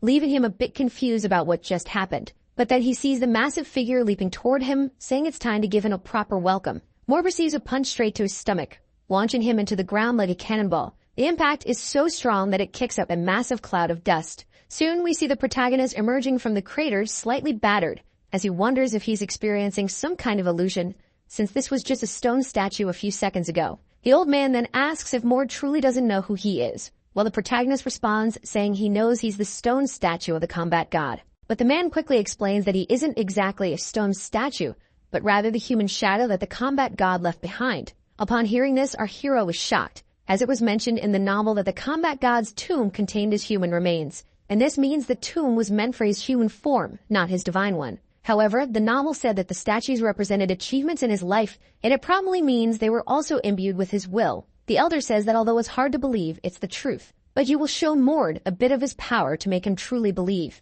The protagonist then sees only a shadow of a hand approaching, while the elder says that reality checks are called shocks because they hurt for real. He delivers a punch to his descendant, who barely manages to defend himself. Excited, the elder says the protagonist is weaker than he had imagined. But our hero does a retreat and begins to prepare his Saitama punch, which excites the ancestor, who is thrilled that Mord has the energy to fight him. Mord then throws a straight punch, but the hero dodges and moves into the elder's blind spot, impressing the old man with the young man's speed. While Mord prepares an attack powerful enough to kill him, he charges a Kamehameha imbue with his mana. However, the truth is that the elder seems disappointed that he used such a trick, effortlessly slapping the condensed energy sphere away as it approaches. Mord takes advantage of the smoke caused by the explosion to strike the old man, surprising him that the impulse ball was fake. But in the next instant, the old man grabs the boy by the head and throws him far away, saying only a weak and foolish person would use such a trick. Even in the air, the man manages to catch up to him, delivering more blows, while psychotically saying he loves hitting people with his bare hands. As Mord takes the hits, he realizes he won't be able to defeat him with divine power alone. He even wonders if he's dreaming, since the power difference between him and the elder is massive. He is then furiously slammed into the ground. While the elder continues to strike, saying that Mord has a long way to go, he suddenly stops with a smile on his face, since the protagonist is already completely beaten. But even so, he delivers a final kick, sending Mord crashing into a wall. The elder then says he's disappointed that the protagonist has such little strength. He explains that if this were a real battle, Mord would already be dead. But even trembling, our hero stands up, saying it's not over yet. However, he becomes alarmed as his divine blood power suddenly stops working. This disappoints the old man as just a few attacks were enough to stop the protagonist's ability, and he wonders how his descendants became so weak. As he approaches, he asks if this is enough proof that he's telling the truth, while the protagonist questions whether he is really the combat god. But the old man replies that here, Mord can call him Vernars. He adds that he has seen many descendants face this dungeon, but Mord is the first to awaken in this way. However,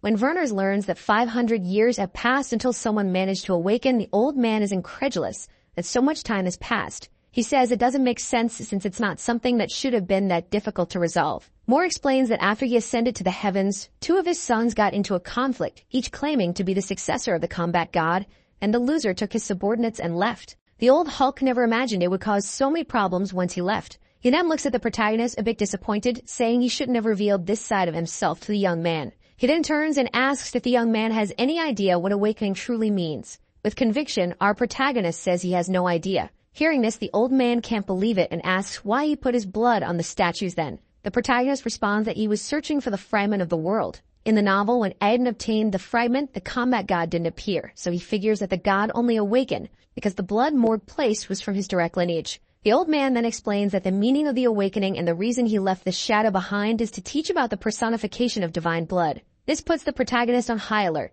imagining that the old man is about to teach him how to fully use his blood and power. Mord quickly questions why this knowledge wasn't passed down to future generations, but the old man explains that there's a problem. The first generation that learned wouldn't have been able to pass it on to the second. Since the talent to use divine blood is proportional to the concentration of that blood, this means that with each passing generation, the blood becomes weaker. In other words, the more generations, the harder it becomes to improve, and if someone appears who can't master it, they will have a serious problem. That's why the combat god's tomb was created. It's a training ground for descendants and a teaching method, since once you can personify the blood and reach this stage, you'll be able to use divine power perfectly. Our hero knows that compared to 500 years ago, the blood is diluted significantly, and the reason the Archduke is the villain is because he broke a taboo caused by this limitation. And although things have gotten a bit more complicated, Mord now has the chance to learn overpowered skill, so he'll have to start training with this old man. Mord eagerly says that if it's training, he'll be happy to do it, and asks how Vernars will teach him. But as you can imagine, this old man isn't likely to be a good teacher. So the training method will be simple.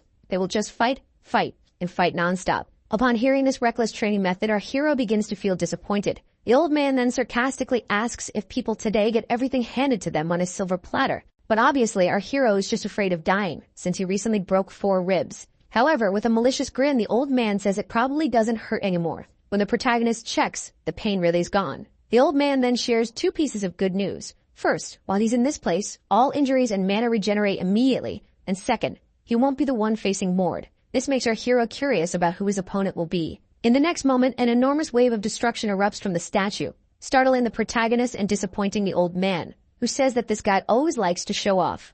Soon we see a younger version of the combat god, who looks at the protagonist with disdain and questions if this is really the one he has to train. Mord knows that this young version is the combat god at 10 years old, and since his hair isn't silver, he likely hasn't reached the power level to fully use the divine blood. This is in contrast to the old man, who not only has completely white hair but also gray eyes. The old ancestor instructs his descendant to endure as long as possible, while the younger combat god taunts, saying that Mord won't even land a punch on him. He adds that it will be embarrassing to lose to a 10-year-old, frightening the protagonist. But our hero, who is also at the peak of his 15 years, doesn't back down and asks if he came to fight or talk, and that empty vessels are the ones that make the most noise, so instead of talking so much, he should shut up and start battling. Our protagonist says this because he thinks his physique is better than the young man's. However, the young man responds that you won't use divine blood, since if he does, our hero will die. But these words end up irritating Mord. He charges at the kid, hoping those words aren't lies. However, sometime later he finds out it wasn't a lie, since he ends up face down on the ground, unable to last 10 seconds in the fight. Both realize that he is only strong physically and has no fighting experience, so they will have to teach him from the basics. Mord then asks how one of his descendants doesn't know how to fight, but the protagonist says he never learned. This leaves the old man confused about how one of his firstborns doesn't know how to fight. But soon the protagonist explains everything that happened and how the Archduke was distributing his genes. Upon hearing how things are, the old man becomes dissatisfied and says that if he could leave, he would give the Archduke a beating. He extends his hand to the protagonist and says he'll give him a tip on how to beat the 10-year-old. The old man explains that the protagonist keeps getting hit by the same attack pattern, and that to overcome this pattern, he must use the arrogance of the young god of combat. Meanwhile, the kid yawns and says that 2 adults want to beat up a child, and that's shameful. But our hero, who is only 15, starts to get irritated. And so the 11th round begins. Our protagonist tries all possible patterns to hit the young one, looking for an opportunity to attack and turn the tables. But the outcome is always the same, and he keeps getting beaten as he searches for the opportunity. 74 rounds have already passed, and he continues to charge fiercely. But the young one just dodges his attacks as if they were nothing, even dodging the protagonist's surprise attacks and counterattacking immediately afterward. The kick was so strong that it undid the divine blood transformation. And while the protagonist was wiping the dirt from his nose, he ends up getting punched right in the mouth. But actually, the punch hit the wall next to him. And the 10-year-old god of combat wonders if he got scared, or if the cat got his tongue since he's all mad about losing again. But the protagonist ends up noticing something, a small cut on the young one's cheek, indicating that his attack worked and that he managed to touch him. The battles continue, and the old god of combat keeps helping the protagonist, until a moment comes when he can see the next moves of the 10-year-old god of combat and how he's going to counterattack. The protagonist then leaps forward and lands an attack as if a meteor shower were crashing down, burying the 10-year-old god of combat's head in the ground. Both the old man and the protagonist are happy since he finally landed a punch on him. However, at that moment he sees a spark of lightning, and soon a hand emerges from the smoke. But before it hits him, our protagonist manages to move away. Then he hears the young one saying that he seems to be learning. So now he doesn't mean to hold back anymore. We then realize that the god of combat is quite resentful, especially because it's the first time he's seen his own blood, and also because he had never been hit by anyone before.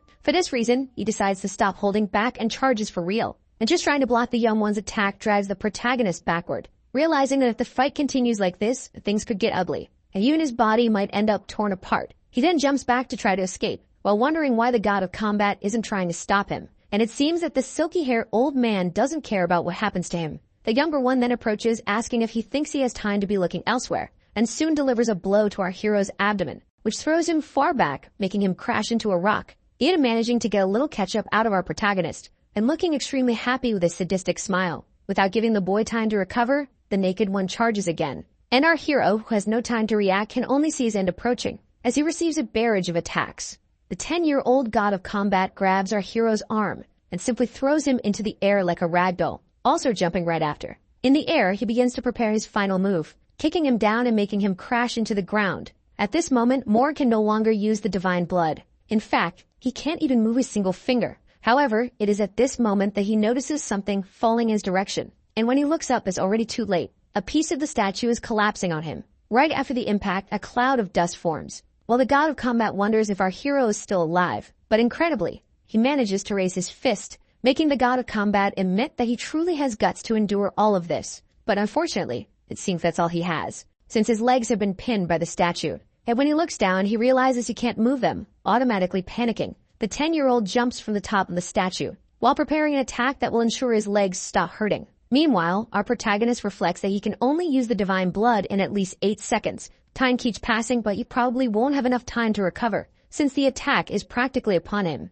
But at that moment, he shows all this cunning and says he's curious about something. Then we see something quickly approaching the 10-year-old's eyes and swiftly passing like a line across them. Mord says that the Werner's lineage has terrifying physiques, but wonders if their eyes are as sensitive as normal people's. Soon, the confirmation of his question is evident, as the god of combat's eyes swell up and he can no longer see the protagonist in front of him. However, at that moment, in a fit of rage, he uses the divine blood, as he prepares to truly finish off the protagonist. But before his punch can land, the countdown finally stops, and the god of combat's attack only creates a crater in the ground. Since the protagonist managed to activate his divine blood and dodge, automatically attacking him from behind. When the boy realizes this and looks back, he already sees the protagonist questioning him since he said he would kill him if he awakened the divine blood. But the one who will actually lose this fight is him. Mord then finishes the fight by delivering a solid punch to the kid's face, feeling happy for finally landing a hit. However, reality proves to be much harsher. Or rather, the kid's head proves to be much harder, as the protagonist's punch did absolutely nothing.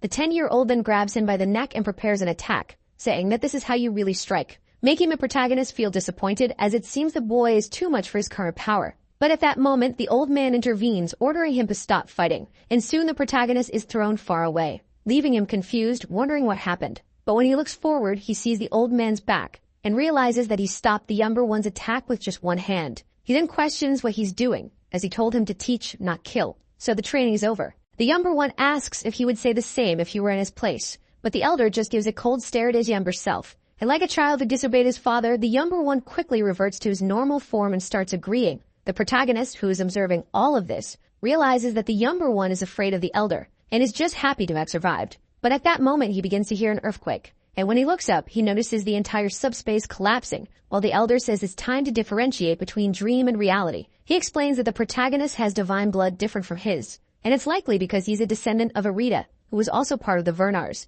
In fact, not even the elder knows what this combination will do, as even though he is the son of a goddess, he never imagined someone from the Vernar lineage would have their blood mixed with hers. He then points his finger at the protagonist's head and says he will grant him the blessing of the body of the god of combat as a reward. The protagonist then begins to feel a small energy taking over his body and spreading through every cell of his organism, granting him immense strength. When he looks at his body, he says that he's never seen this appear in the novel. And then the old man says that's all he can do. He hopes to see him again and even telling his younger self to say goodbye, but the younger one seems clearly irritated. However, his attention is caught by the protagonist, who says that he has only faced weaklings so far, but it seems that he's different and believes the current generation can't even reach his level. For this reason, he thanks him for everything he learned. And although the 10-year-old boy has the physique of a man who's been on steroids for 50 years, his personality is still very easy to please, and he becomes quite happy with the protagonist's compliments. Our hero then wakes up lying on the ground, and as he gets up, he wonders if that whole subspace was just a dream. But when he looks forward, he finds his objective, a fragment of the world, a tool used by great ancestral gods to create the world, is right in front of him. This piece is the perfect world that Adam used to gain enormous power and eventually bring this world to its end. Our hero then touches the fragment and begins to absorb its essence, while thinking that since he got it first, now the novel's hero won't be able to become this strong. And even though it's disappointing that the protagonist is losing to a supporting character, it's all for a good happy ending. We then return to the real world, where someone is calling for Lady Erna. The man says that Morn has returned from the tomb of the god of war. The young woman explains that's why she's creating a plan to appear as a cool sister to her adopted little brother. Unlike other families, the candidates for succession in the Vernar's family aren't just the Duke's children, but all the children, whether from the direct bloodline or not. Among them, there are 5 candidates who are at close levels to duel for this position: the 7th, the 6th, the 4th, the 3rd, and the Archduke. But the fact that the protagonist completed the tomb of the god of war caused a massive effect on all of them. We then see a young man drinking tea while mentioning that all the successors are trying to recruit Mord. If Eddie can't let such a talented child fall into the wrong hands, we discover that this young man is the 6th child, Vidin. Next, we move to the Archduke's castle, where some servants are showing the protagonist his new residence. His room turns out to be extremely luxurious, and we discover that he has been sent to the first outer region of the castle, where the richest stay. While most common warriors reside in the 2nd region, he was sent to the 3rd, probably because he has Vernar's blood and awakened the divine blood. They even placed him near a training field so he could train. In addition, they assign him 2 servants to carry out his orders, making him happy that he's finally living a noble's life. Suddenly, someone arrives knocking on the door and asking if Mr. Mord is there. But when the servant opens the door to see who it is, she gets startled. However, the 2 men completely ignore her and ask if the protagonist is Mord. We learn that warriors can be divided into 4 ranks from common to specialist. The protagonist starts evaluating the 2 and assumes they are probably intermediate rank. One of them pulls out a scroll and begins reciting the words of his young master Bren, who is impressed by Mord's achievements. He believes that Mord's talents will be of great use and therefore hopes he accepts his proposal to become a warrior, promising good news. The man says that the protagonist should be happy to receive the offer to be his sword. However, he is soon surprised when Mord asks who sent the scroll, since he doesn't remember who this young master of Bran is, and with so many successors in the novel, he can only recall those who survived 7 years later. This petulance from the protagonist angers the two men. They approach the protagonist asking if he's looking for a fight, but then someone asks if he knows young Master Vidin. Apparently, the two men recognize the voice as they turn around scared, and we soon see a blonde man with a scar on his face standing there. Our protagonist realizes from their reaction that this man is probably an intermediate warrior and that Vidin is the 6th young master. The blonde man approaches, saying he's there for the same reason as the two,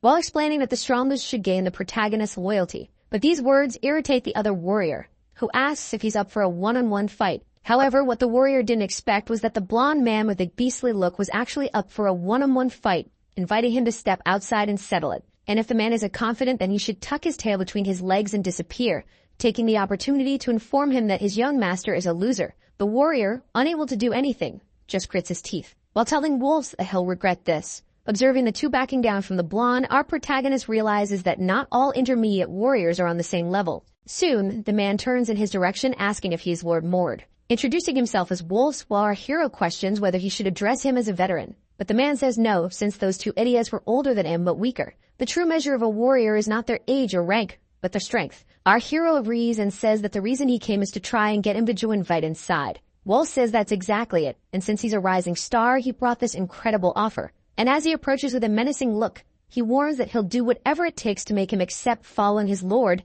even if it means using some force. He warns our hero that he might be feeling overconfident after beating some weaklings, but it's time to face reality. Realizing that the blonde man is eager to fight and take him by force, our hero finds it exciting, as it will allow him to see the results of his training. A little while later, the two are outside in the training area. Mord asks if the man won't use some kind of weapon, since he isn't from the Vernar's lineage. But the blonde explains that he doesn't need one as he has something much stronger. He activates an ability in his hand and explains that it's the Impulse Gauntlet. He heard that the protagonist nearly lost to an instructor while using Divine Blood, and this gauntlet is an advanced ability that beginner warriors like him wouldn't be able to replicate. And as he says that the chances of defeating him drop to 0, he's shocked by something. He realizes that the protagonist was able to easily copy his Impulse Gauntlet. Surprised, the blonde asks how he learned it in just 4 days as it seems impossible. But the protagonist quickly charges at him, asking if he really believes that, and that 4 days is plenty of time for him to evolve significantly. The two then begin a fight that is almost invisible due to their speed. But Wolves is having trouble keeping up with our hero's speed, and while he tries to formulate a counterattack plan, he nearly has his head hit by the hero's fist. Now on the ground, incapacitated and scared, the only thought likely running through his head is that he should have come wearing brown pants. With just one punch, the protagonist was able to create a giant crater in the training room. The blonde realizes that he may have become much stronger in these 4 days or that he had been hiding his full strength. However, he tells the protagonist not to underestimate him. And that's exactly what he does. He starts amplifying his mana even more. Looking at him with a superior tone, he says he was just warming up. Wolves begins to lose confidence, saying that there's no way he almost lost to the instructor with this amount of mana, and that even as a Vernar's descendant, it's impossible to have this much mana. That's why he assumes the protagonist was hiding his strength and questions him about this, asking if he was holding back during the fight with Instructor Daisley. Our hero knows he wouldn't believe him if he explained what really happened, and that he truly evolved in 4 days. In reality, this tremendous evolution is due to receiving the blessing of the body of the god of combat, and beyond bringing innate talent to the surface, his physical abilities and mana gradually increase as a result. Furthermore, the Fragment of the World acts as an almost infinite mana source, and although he hasn't used the mana from the Fragment of the World yet, it's amusing to see them react like this when he's not even using his maximum power. The blonde admits that he underestimated him, but now he will fight seriously, since he would like to see the protagonist's true strength. Watching what the man is doing, our hero starts to feel a little scared. As his clothes begin to tear and his hands transform into terrifying claws, along with his jaw that resembles that of a dog with sharp teeth, the protagonist wonders who his mother really is. He remembers that in the novel, there are people who suffer from the full moon curse, and when that day arrives, they transform and start attacking those around them. However, among them there are some who manage to overcome and control their power. This fusion between man and monster is called a lycanthrope, and it seems that Wolves, besides having a name similar to a wolf, is indeed a lycanthrope who perfectly controls his powers. He then casts a bloodthirsty gaze and asks if the protagonist is ready. Watching that sinister transformation, the only thing going through our hero's mind is that the guy just got even bigger. However, he charges into the fight, knowing he has more mana than Wolf's. He throws the first punch, but his punch seems to have no effect, leaving him confused as to why Wolf's wasn't thrown back. The monster says that while the hero's mana is indeed better than his, the difference in their physiques is staggering. The werewolf then begins preparing an attack, and before the protagonist can do anything to defend himself, he's hit squarely by a punch from the giant wolf. He's sent flying backward, crashing into a wall behind him.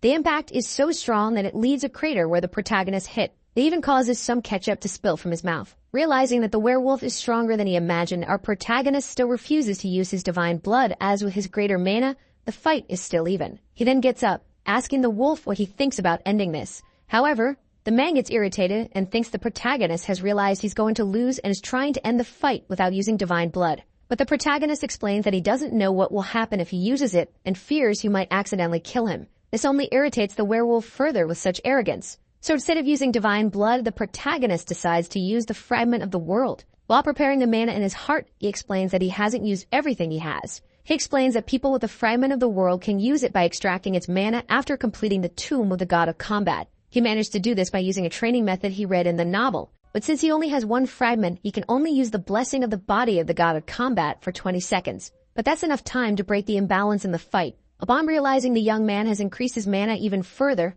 the monster says that the protagonist is the real monster. Still, he launches a slicing attack toward the young man. But the protagonist just stands there watching the attack approach. However, with quick movements, he dodges all the slashes. Then he advances immediately to capture the wolf. Mord places his hand on the ground and uses his entire body to propel himself forward. And when the werewolf realizes what the protagonist is doing, it's already too late. The protagonist is concentrating a lot of mana in his hand. With just one blow, the wolf is struck with a shock powerful enough to send him flying and completely destroy one of the nearby buildings. The others who were watching the fight are worried about wolves, while the protagonist is more concerned about his home. Afraid that the werewolf might have died, they quickly rush to check on him. But it turns out the man is fine. He's just a little sad for having lost and won't be able to face his master after failing. He remembers the conversation he had with Vidin, where Vidin said Mord could become a tremendous help. So he asks Bowles to bring him in, even if it meant using unconventional methods. The werewolf slowly begins to get up, while the protagonist remarks that the fight is over but that he also lost his house in the process. At that moment, something approaching startles him. The werewolf manages to stand up again, but his energy is completely different. A dark aura spreads across his entire body, and the beast now seems to have completely lost control. Mord wonders if he still has another trick up his sleeve, as his form has changed again. And since the man's strength has grown tremendously, the protagonist realizes he won't be able to hold back and will have to use his divine power. However, before he can do so, someone yells for him to stop the fight. And at the same second, something strikes the werewolf's back. The blow sends him flying meters away, halting his transformation. The two men rush toward the person who did this, shouting the woman's name, revealing to the protagonist that she is Erna, the 7th child. The men are concerned about all this violence, but she explains that if Wolse had continued, he would have died from being unable to control that form. She adds that Wolse will agree with her, so they should take him to the doctor. We then see that the man is completely incapacitated on the ground. She turns to the protagonist and says that they've never met before, but that she's heard great things about him. As she approaches, our hero notices that her physique is similar to his. However, unlike him, her face looks like that of a delicate girl, while her body resembles that of a gorilla. When she says she wants to be called Big Sis, the protagonist immediately refuses, thinking this girl is very strange. A while later, we see Erna in her room, humming a pillow and screaming in embarrassment. Her butler comments that this is why he told her not to execute the cool big sister operation. Since Mord is an illegitimate child who has lived his whole life as an inferior, it would be strange for someone superior to suddenly want to be his friend. But that's exactly why she thought he'd like her. She's also impressed that he defeated Wolse without using divine blood. Even her butler is shocked, as despite Wolse's inexperience, his abilities are those of a specialist warrior. Of course, the defeat of Wolse quickly spread rumors about the protagonist throughout the Artucci. Soon, everyone was talking about how he defeated Wolse. As the butler suggests they try to persuade him with a good proposal, someone bursts into the room. Before the woman can say anything, the man announces that Viscount Winslow has declared that Mord will accompany him on the obstruction mission. The next day, we see the protagonist returning home, surprised that's already been repaired. He thought the wolf would be furious for losing the fight, but in fact, Wolse accepted defeat and even paid for the repairs. However, when he looks up his house, he sees Mr. Kestner watching him. Kestner says that the protagonist has been causing trouble since he returned, but the hero explains that everyone is fighting over him, so it's not his fault. Kestner then says that in 10 days is subordinates and he will go on a mission, and asks if the protagonist will join them. Our hero already knows what kind of mission this is, and the man confirms that it's to prevent demonification. Demonification occurs when the demon world attempts to contact humanity, causing monsters to mutate, and a demon appears, becoming the core of the dungeon. In short, demonification can be separated into 3 stages. The first stage is when an unknown vortex appears. The second stage is when the vortex solidifies, making it possible to enter. The third stage is when the region around the vortex begins to corrupt and creatures from the demon realm become more powerful. When the third stage is complete, a dungeon break occurs where demonic monsters fully connect to the world. To prevent damage from the third stage, it's best to stop at the second. Kessner explains that although it's a good opportunity, it's a dangerous mission where many people die, so he won't force him. Our hero knows that Kessner, the Archduke's right-hand man, will be very helpful in the future, so it's worth the risk. And since he's already gained a lot of attention after the fight with the wolf, it's better to accept Kessner's offer and be under his protection. He then gets up from his chair and says he accepts, asking if he should start training in the afternoon. A while later, the protagonist heads to the training hall with Kessner, where he's introduced to the teen he'll be joining. The plot explains that this is the boy from the rumors, the one who defeated instructor Daisley and recently bested an intermediate warrior. Mord looks at the team, trying to evaluate them. He notices that none of them seem very interested in his presence, but he knows they're advanced warriors at the very least. They're probably concerned about a rookie warrior being thrown into a special mission, so he has no choice but to prove himself. One of the men begins walking toward the protagonist, and he prepares for a fight. However, before anything happens, the man grabs his hand and introduces himself warmly, saying that he's the rookie everyone's been talking about and that it's a pleasure to meet him. This unexpected attitude leaves our hero confused, as he was expecting hostility. But he soon realizes that everyone accepted him quite easily. Before things get out of hand, Kessner calls for attention, ordering them to focus. For the next 10 days, they will focus on teamwork, and he mentions that he needs to challenge the tomb of the god of combat, so he won't be able to participate. He instructs Erickson to take care of Mord, which Erickson confirms. The man starts by telling the protagonist that they should get to know each other first, introducing himself as an advanced warrior, and Reek, who is also from the Vernar's lineage. In the strategy they will use, our hero will help Reek support Kessner, and since teamwork is important, he hopes they all get along well. However, the protagonist looks at Reek's unfriendly face and wonders how he's going to get along with this guy. Erickson then calls their attention, saying they don't have time to waste, pointing to the training area and telling them to start. 10 days later, Viscount Kessner emerges from the tomb of the god of combat. Some men ask if he wants to eat something before heading out, but he says he must prioritize the mission. Kessner bids farewell to his subordinates, who urge him to take care. He's worried about the protagonist, wondering if he has adapted well. But when he arrives at the training grounds, he sees that Morn has adapted all too well. There's a battle happening between 2 people using divine blood. Not even Kessner can immediately identify whose power it is. When he looks at the protagonist, he thinks Mord looks completely different from when he first used the spirit of the god of combat. At that moment, Erickson approaches and Kessner asks how Mord is doing. Erickson responds that they taught him mana combat techniques and basic skills, as he didn't know them before. He adds that Mord has also managed to increase the time limit of his divine blood activation, impressing Kessner, who comments that's not something easily trained. Meanwhile, our hero seems to be having fun, engaging in combat training with Reek. He finds it thrilling because every time he learns something new, he feels like he's evolving a little more. He reflects that in the past he had no dreams or goals and couldn't do anything. But now he feels like he can do anything he sets his mind to. A few hours later, the captain gathers his subordinates and tells them they are heading to the mission area. He asks if anyone is concerned about how the mission will go. But Erickson says no, since with Kessner around, everything will go smoothly. Kessner, however, is thinking that while individual skill is important, teamwork is crucial, which is why he was worried about whether the protagonist could adapt. But it seems Mord is mature enough to adjust to the surroundings, and Kessner finds him to be a bit more mature than he expected for his age. He then asks Mord if he'll be able to handle it, and the protagonist confidently replies that he can't wait to get started. Kessner is relieved, knowing that the hero is confident. He then orders his team to conserve energy until needed and to press forward into the battle. Sometime later, the squad reaches their destination. But when Kessner checks the dungeon situation, he realizes that the second stage of demonification has already begun. One of the dungeon observers arrives, and knowing the agent's capabilities, Kessner questions why the erosion has started earlier than expected. The man explains that it's because a new demonification front has appeared in the region. He goes on to explain that if demonification occurs in 2 nearby locations, the likelihood of them merging increases, which accelerates the erosion and makes it more dangerous. Even though they are tired, Kessner orders everyone to get ready. He leaps forward, followed by the rest of the group as they search for the dungeon's core. Our protagonist, while observing the castle, thinks it looks like he's staring at a picture. The reason for this is that a massive demonic castle stands in the middle of nowhere, surrounded by a huge storm of lightning. He deduces that this is likely the dungeon's core. However, it won't be that easy to reach as a swarm of hellhounds appears, all of them bloodthirsty and spewing fire from their mouths. But of course, they aren't the only monsters our heroes will have to worry about, since right behind them, a group of orcs can be seen. Kestner orders the protagonist in Cage to activate their divine blood. At the same time, the three begin their transformation, causing a small burst of destruction around them. As the three undergo their transformation, those without Werner's blood simply watch. Even so, the hunt finally began and everyone charged toward the monsters. Each member focused on their objective. Even those without Kestner blood managed to use a variety of weapons and techniques to hold their own, destroying every demon, hound, and monster in their path. The ogre, realizing that they were actually at a disadvantage, began to grow fearful. As he watched one of the hunters preparing a lightning spear, the ogre tried to propel himself forward to strike. But with just one throw, the hunter unleashed a blast like a Kamehameha through the monsters. Despite appearing to have the upper hand, Kestner still felt something was off. The pace was unusually quick compared to the number of monsters. Reek soon noted that the demonic fusion was already underway. The protagonist added that it was too late to call for reinforcements.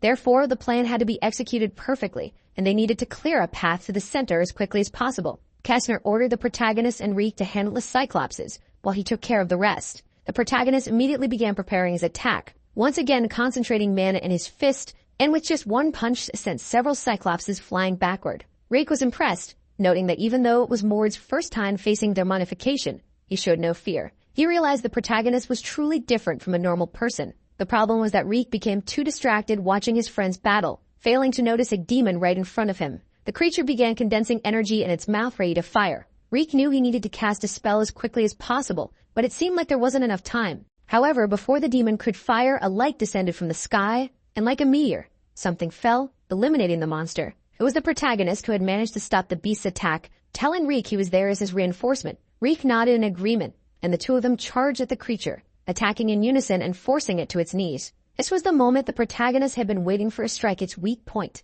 its eye, which was now completely exposed. With a simple attack, he managed to eliminate the demon. Watching this scene, Reek was truly terrified. He had thought the boy was different, but the reality was that he was an absolute monster. Before the creature's blood could rain down on them, Reek conjured a shield to protect them, commenting that the Viscount had probably already reached the center, and they should hurry. However, as he looked ahead, Reek became alarmed. The Viscount was standing still, staring at something. It quickly became clear that there were several demons in the distance, 5 of them, indicating that the fusion had already occurred. Kestner explained that the fusion had accelerated the demonification. Moreover, there were 2 high-ranking demons at the dungeon's core. But as the protagonist was following his companion, he suddenly stopped. Something had grabbed his legs.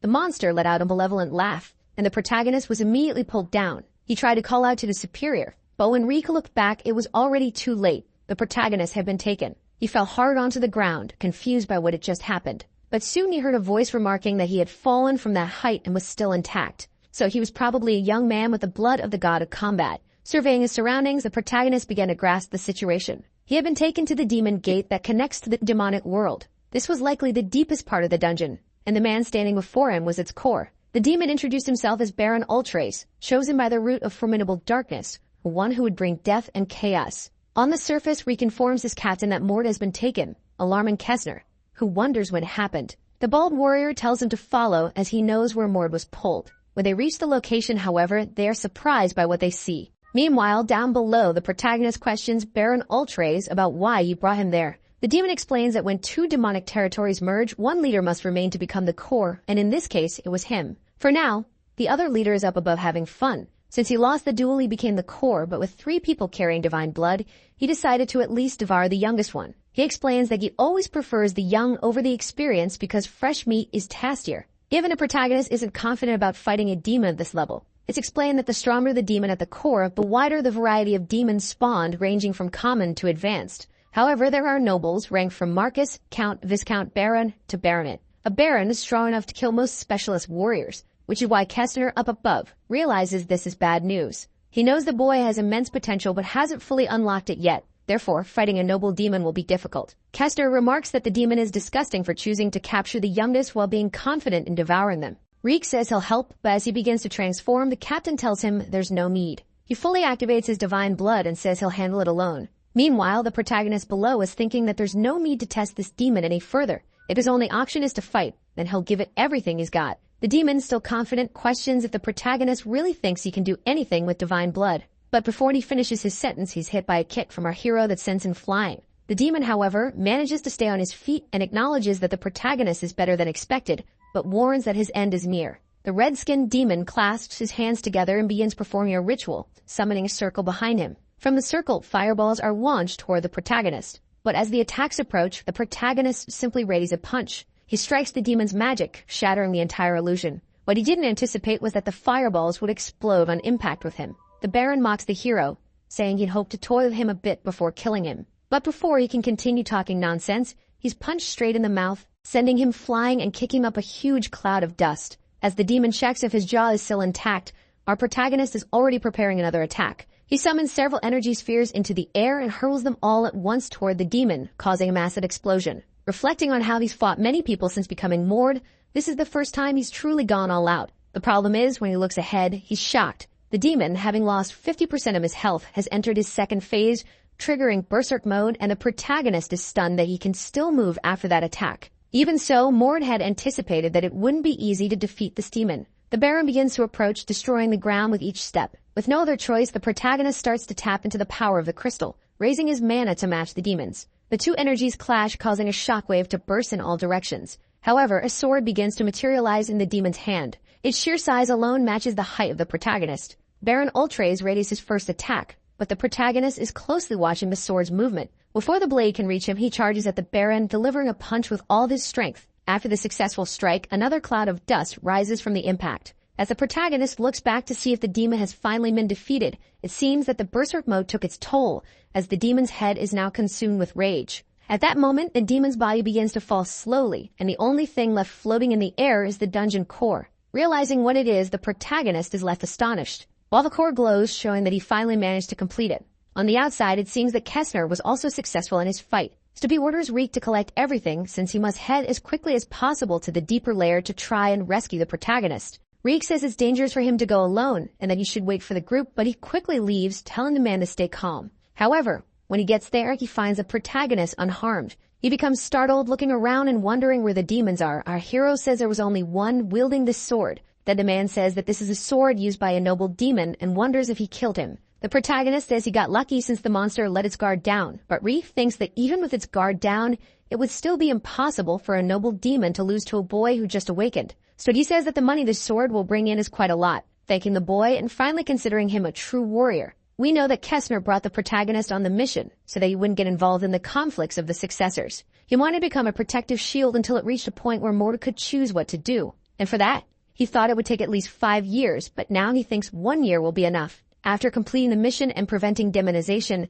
they received a few more, which is why it took a month and a half to return to the Archduchy. There, Kessner explains that in a few days there will be a banquet, where they gather everyone who has completed missions to receive rewards, and it's held every 2 months. Since the rewards are given by the Archduke himself, it's an important event, so he tells him not to be late. Our hero knows that many important people will be there, and he is sure that the successor candidates will be too. In the novel, the protagonist faced many life and death battles with the Archduke and therefore devised a plan to resolve the conflicts with him. The key to this was getting close to Leon Werners, someone who left the house. He made him Archduke, and after that, the succession war began with Leon Werners at the center. So when he won and was officially recognized as Archduke, the Werners family became an important ally of Aiden. Since our hero is against the protagonist and against everyone who is his enemy, the best ally now is the Werners family. So he needs to bring the Archduke to his side, and so far there are 5 strong candidates, and they will all probably be at the banquet, so he must keep an eye on everything that happens. Erickson appears, calling Mord, and when asked if he was waiting for him,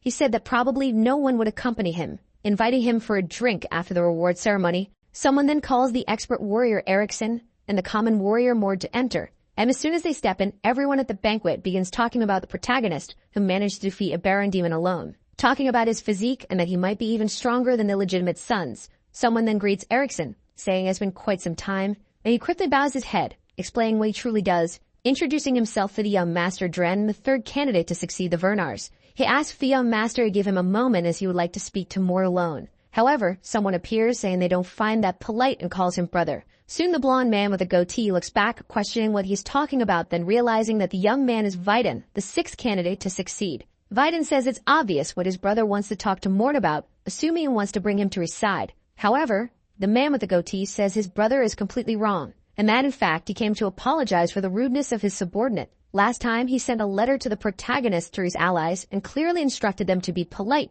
but it seems they were rude to our hero. So he must apologize for not controlling them properly, handing a small golden box to the protagonist, and hopes he will accept it as his apology. But our hero realizes that he is only apologizing in front of everyone, so they can't refuse. In truth, This man is much smarter than he had imagined and probably excels in socio-political matters. Mord thanks him for the gift while the man remains smiling. But someone who is not all happy is the redhead, watching the scene, who is furious with his brother, thinking he is trying to take more for himself. So he also approaches the protagonist, explaining that he met him through his subordinate Wolves, whom he had previously defeated. But before he could finish speaking, someone calls for the protagonist, and immediately the redhead knows whose voice that is. Soon our hero turns, greeting his sister Erna, while she says there's no need for all that formality. She also turns to her brothers, saying she wants to talk the protagonist for a little bit too. This makes the redhead even more stressed, saying he doesn't want to lose him to a younger sister. His sister says that he's someone who really likes younger relatives and even hurt his arm in their last encounter.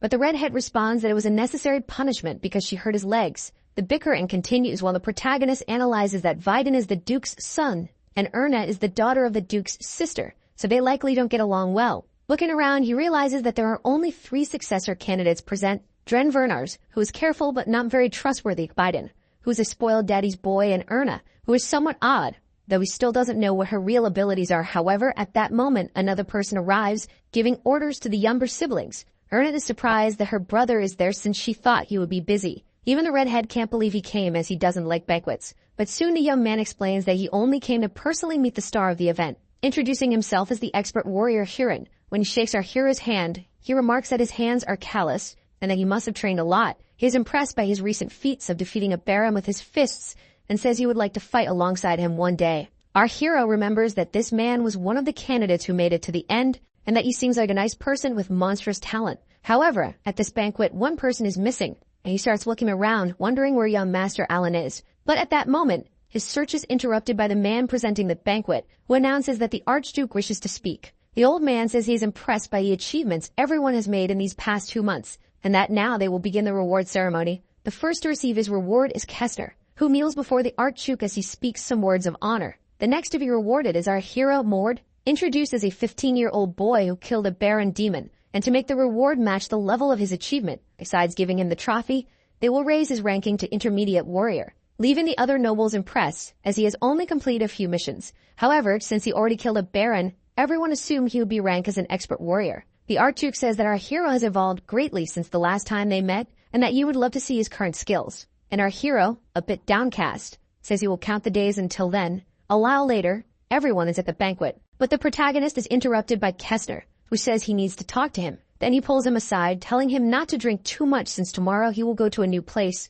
and he soon explains that his master wishes to see him. Sometime later, we see our hero walking through the castle corridors, where he comes across a giant door, wondering if he should open it. But before he touches the door, it begins to open by itself, and he realizes that someone is using telekinesis. Inside, there is a man, and our hero notices that he is someone very powerful. The white-haired man says that he has made a long journey to get there, welcoming Mord and introducing himself as Ilden Vernars. He is the general of the elite warriors legion called the Watchers Legion and also the older brother of the current Archduke. Even though he was the first young master, he ended up being defeated in a combat spirit battle against his half-brother, the current Archduke. After that, Ilden never appeared in public again, leaving our hero confused as to why he had been summoned to his mansion. The blind old man asks to see the protagonist's face, and as he analyzes the hero's features, he says that he doesn't look much like his father. Then he asks if he knows why he was summoned. Seeing that he doesn't, Ilden explains that he wishes to make him an offer, but first he would like to test his abilities. The protagonist recalls that in the novel, Ilden wanted someone's help to take down Leon, who had tremendous potential due to Aiden's support. However, if he proves his potential here and now, the old man will choose him. Seeing the child before him activate the divine blood makes the old man give a small smile. As he already prepares for combat, with a leap, the protagonist advances quickly, attacking Ilden before he could do anything. But his attack ends up hitting a ball of energy that appears in front of him. And the moment his fist collides with the ball, he is instantly thrown back. Realizing that the ball reflected his attack, he understands that it's not an ordinary impact ball, since it was enveloped in his aura, which is something even master-class mana fighters cannot do. Moreover, he is controlling dozens of them at once. This is impressive because controlling aura is not easy, as it is beyond the realm of mana control. It's only possible to control it this way if one's mana senses are extremely developed. But as he prepares to attack, he thinks that aura is not impenetrable and should avoid the rebound from his physical attack and push him back with brute force. As the protagonist charges forward, the old man comments that his mana has increased, and soon he begins unleashing several attacks that nullify the old man's aura balls. Realizing that the young man is fast, he still believes he has the advantage since he can create more impact balls. However, this was already something our hero anticipated. so he creates his own impact ball. Like raising it in his hand, he lifts it and begins spreading the ball's energy throughout the room, causing several other mana balls to appear in the air. Then, like a forest of lightning, all the old man's attacks start being replaced by the protagonist's. Realizing that he managed to nullify his attack by using his own momentum against him, the old man is shocked, wondering where the young man learned something like that. However, soon the protagonist appears behind him, landing a punch to his back. But the punch hits Gojo's impenetrable barrier. Realizing that the old man uses his own aura as armor, he decides to use the fragment of the world to gain much more mana. The old man says it was good that he used his opening against him, but the momentum is decreasing. However, while distracted, he ends up getting hit by an impact right in the middle of his back, which hurls him into the wall, causing massive damage. Mort is happy that he finally managed to land a hit on him, but then he starts hearing laughter echoing through the room. It is explained that there are several levels of awakened divine blood, and the first is when the color of one's hair and eyes turns gray. Still laughing, the old man says that finally, while wondering if this is fate, he believes the god of combat is probably watching this fight. We are then shown that at the second level, gray lightning circulates around the user's body, and reaching this level means one's existence is nearing the divine realm. Before our hero could even react, the man's already behind him, preparing to strike him with his fist. But Mord doesn't retreat and strikes back as well, making both attacks collide in the air. However, in the exchange is only the protagonist's fist that is trembling, and soon he is thrown against the wall just as he had done to the old man. Looking at the child, he comments that his reflexes are incredible, impressed that he managed to hurt him even while using the second level of divine awakening. And on top of that, our hero shows no fear in battle. Delun says that it's enough and that he doesn't know how far it could go if he is too carried away. Meanwhile, our protagonist remarks that even though the man lost to the Archduke, he still possesses monstrous power. Soon the old man approaches, saying that his legion needs someone strong like our hero,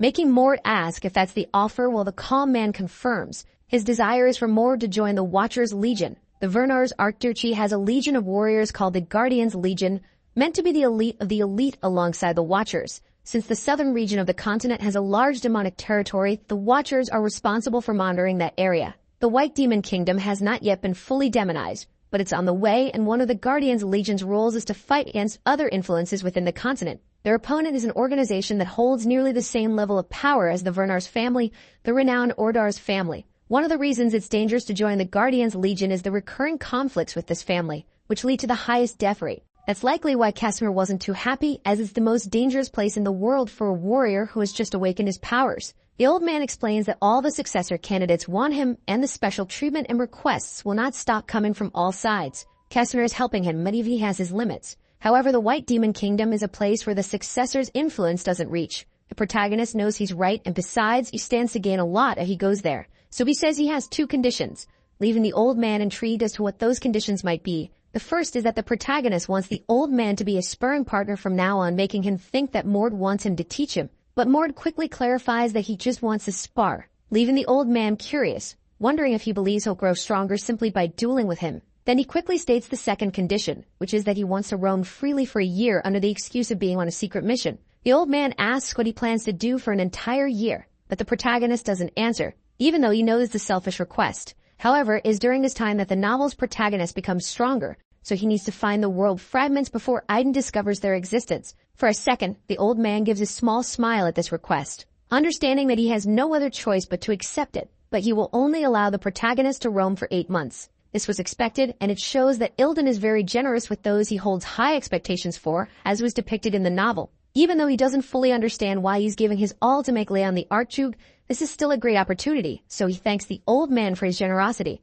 While he thinks that even the current lord wasn't as strong as him at his age, and as a bastard son, he cannot become Archduke, but he can be the shadow of one. Sometime later, we see the protagonist talking to his servant, asking why those soldiers are there. But he finds out that they are Erna's subordinates and that she is waiting for him inside. Upon entering her residence and finding his sister seated, he begins the greeting, but she explains that he doesn't need to be so formal since they are not in public. She then places a box with some inscriptions on the table and tells him to take it. His sister asks if Dran's gift was good, discovering that it was just an expensive healing potion. Then she quickly says that this is much better than a simple potion. As he opens the box, he begins to see a glow coming from it, revealing a crystal ball of blue liquid inside. He instantly realizes it's a treasure that can make any human incredibly strong. This is his chance to make a giant leap in his progress, and it's called the Tear of the God of Combat. In the novel, Aiden gave this to Leon to boost his strength. However, a side character ended up taking it instead and died. Erna explains that she received it as a birthday gift when she was 10 years old,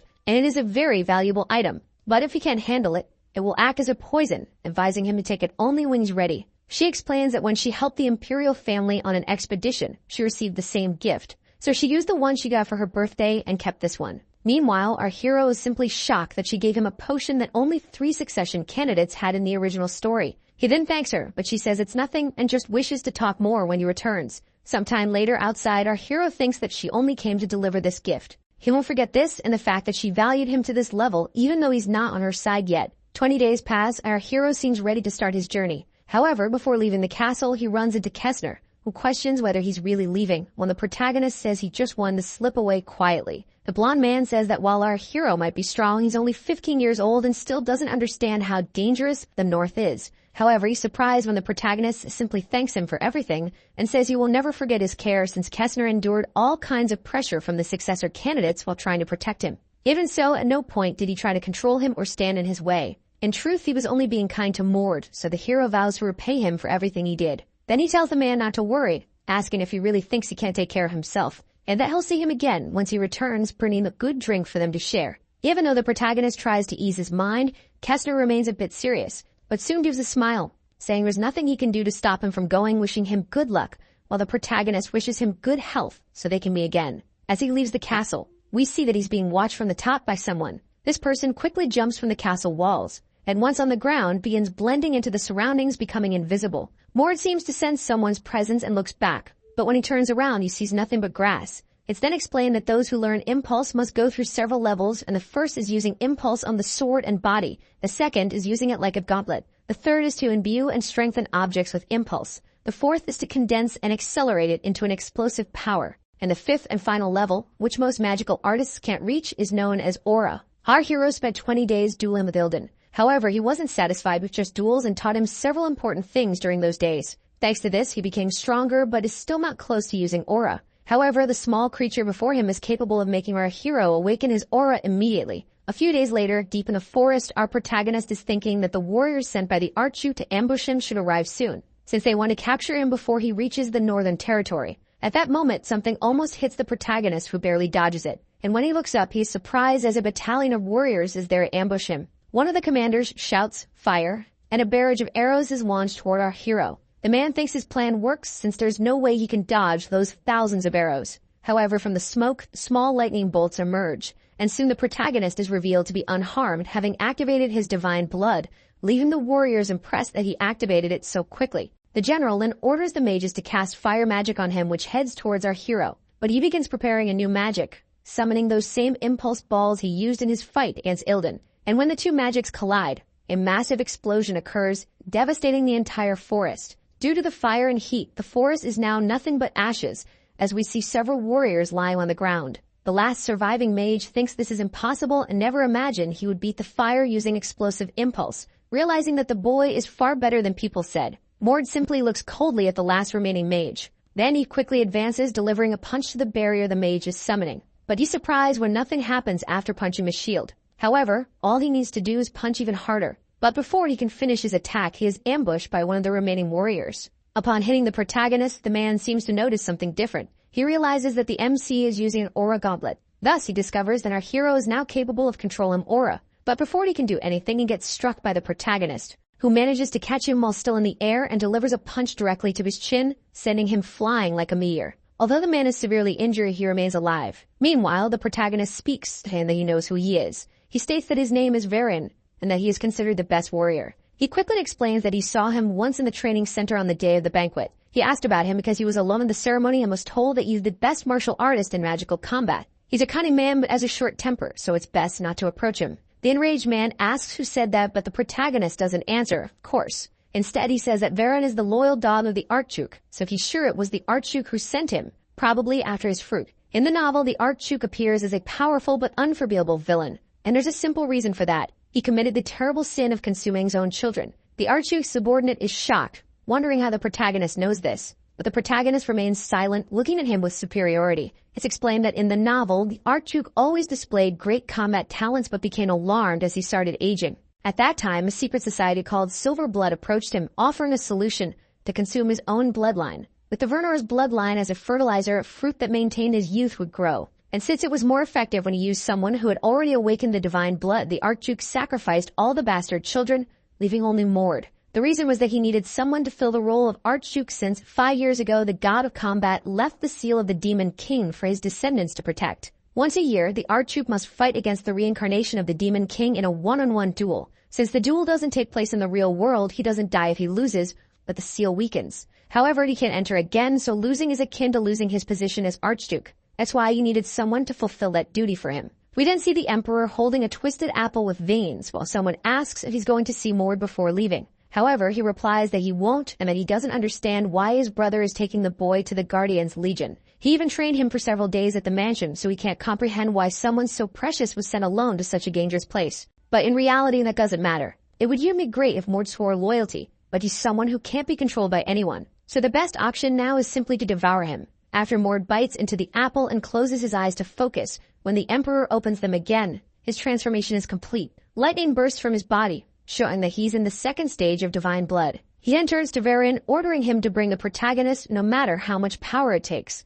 warning him that Kestner is also keeping an eye on him, so he must be very careful not to get caught. Varin thinks that only those chosen by the Archduke can know about his dark side. And even though Kestner is the warrior the Lord trusts the most, he doesn't know about this place. That's why Varin is determined to prove to the Archduke that he is better than Kester. But currently the man who is confident in capturing the protagonist finds himself severely injured. Meanwhile, the protagonist questions whether he came to capture him to obtain the fruit. Our hero had guessed this because it wasn't hard to figure out that the Archduke wanted to capture him. For the bastard children, there are only two paths. Considering the fact that the bastard children have been disappearing more frequently, he likely already met with the silver blood. Also realizing that he can't use him, the Archduke must be thinking of simply getting rid of our hero by consuming him. Mord was sure they would send a master-rank magical combat artist, which is why he acquired aura by using the tears of the god of combat. Then he approaches the man, telling him to be quiet and explaining that he's going to die here, so he'll be kind enough to explain the future. The patriarch will perish in a pathetic way, and everyone will remember his name as something shameful. Hearing this, the young man remains ignorant, claiming that the Archduke is a divine being with the greatest talents in the world. But the protagonist remains silent, realizing that this man is completely submissive to the Lord. Varin, after analyzing for a moment, thinks that maybe it's possible for this to happen, since just moments ago the boy managed to create an aura gauntlet, and he's only 15 years old. His talent surpasses even that of his master. That's why he cannot allow such a monster to evolve. He quickly draws his sword and launches an attack on our hero, activating the aura blade, technique capable of cutting even the successors of the Werners who have awakened divine blood. However, this won't affect the protagonist as he has the aura gauntlet. But at that moment, Varin begins emitting a strange aura, making our hero realize that he's using his own life force to amplify his power. All of this for the worthless Archduke to whom he swore loyalty. And while Mord admires this determination, there's no chance that Varin can defeat him. Soon the energy balls launched by the protagonist explode, while the charred young man realizes that he combined aura with impulse to make this happen. This should have been impossible since he had just learned how to use aura. However, the protagonist appears, bidding farewell to the Archduke's loyal dog, and finishes his opponent with a well-placed punch. The masked man who had been observing from a distance thinks that Mord is much stronger than they were told, and that he knows about the fruit and the silver blood, making him a huge risk to the organization. He immediately starts running to inform his superiors. But what the mage didn't count on was that the protagonist had not forgotten about his presence, finishing him off with a simple attack. As the mage falls to the ground, the protagonist looks at the remaining blood on his hand, noticing that it has a silver hue, realizing that the man was part of the Silver Blood organization. Warren thinks that he got involved with them sooner than expected. It's going to be annoying if they come after him. But that doesn't matter. He just needs to become stronger and eliminate whatever comes his way. However, at that moment, he ends up punching the air and hitting something. He then says to the invisible person that he knows they've been following him all along, asking them to reveal themselves. Yet the person remains in their transformation, trying not to be detected. His arrogance irritates our hero, who starts delivering a barrage of punches at the invisible figure. This forces the person to partially reveal themselves, somewhat stressed out by Mord's immediate resort to violence. Mord notices that the young person has pointed ears and deduces that they are likely an elf, a species that bears the symbol of long life, growing and aging much more slowly than humans. But since this boy's ears are smaller than those of an elf, he must be a half-elf. So he asks the boy who he is. The boy introduces himself as Keel from the Guardians Legion and says he's part of the Shadow Wolf Squad, which works directly for General Ilden. It is explained that the Guardian's Legion, responsible for preventing demonization in the northern region, has the descendants of the Verners as its core strength.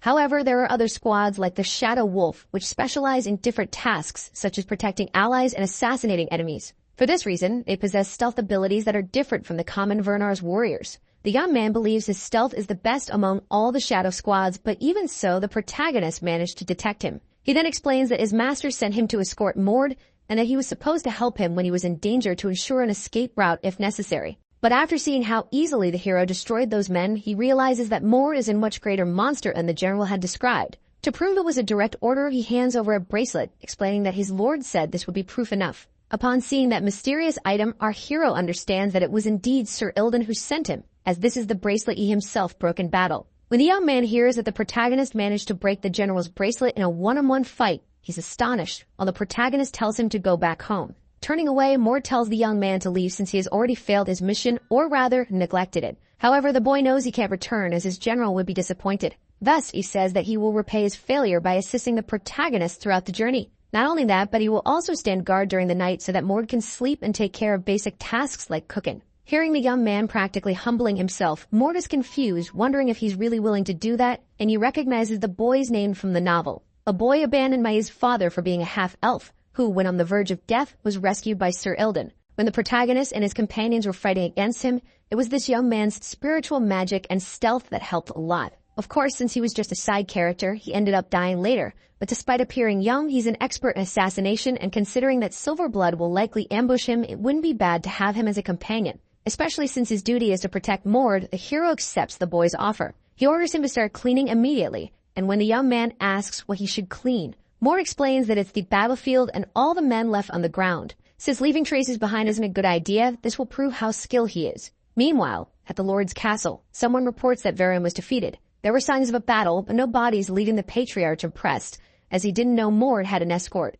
Even so, he orders them to let the boy go for now and just keep an eye on him, knowing that the Silver Blood organization likely suffered losses as well. Thus, even if they do nothing, Silver Blood will act on their own. We then return to the protagonist, where Keel is impressed, saying that this was the tomb Mord was looking for, and that it took them 5 days to find. He soon asks what they should do, but the protagonist simply lies down, saying he will wait until nightfall. He orders the half-elf to stand guard until then so no one gets close. The young man tries to ask why they're doing this, but our hero is already deep asleep, leaving the young man disappointed since he realizes Mord won't tell him anything during the trip. By nightfall, the half-elf looks a bit frustrated while lighting a fire. He is a respected person in the Artucci and an advanced warrior with 10 years of experience, but now he's practically working as a cleaner for a child who is only an intermediate warrior. He tries to calm himself, thinking that this is just a job, but as he's about to curse the protagonist, he hears his name. He quickly pretends that he wasn't talking about anyone, but Mord merely warns him that it's starting. When the young man wonders what is starting, he notices a dimensional rift forming in the air.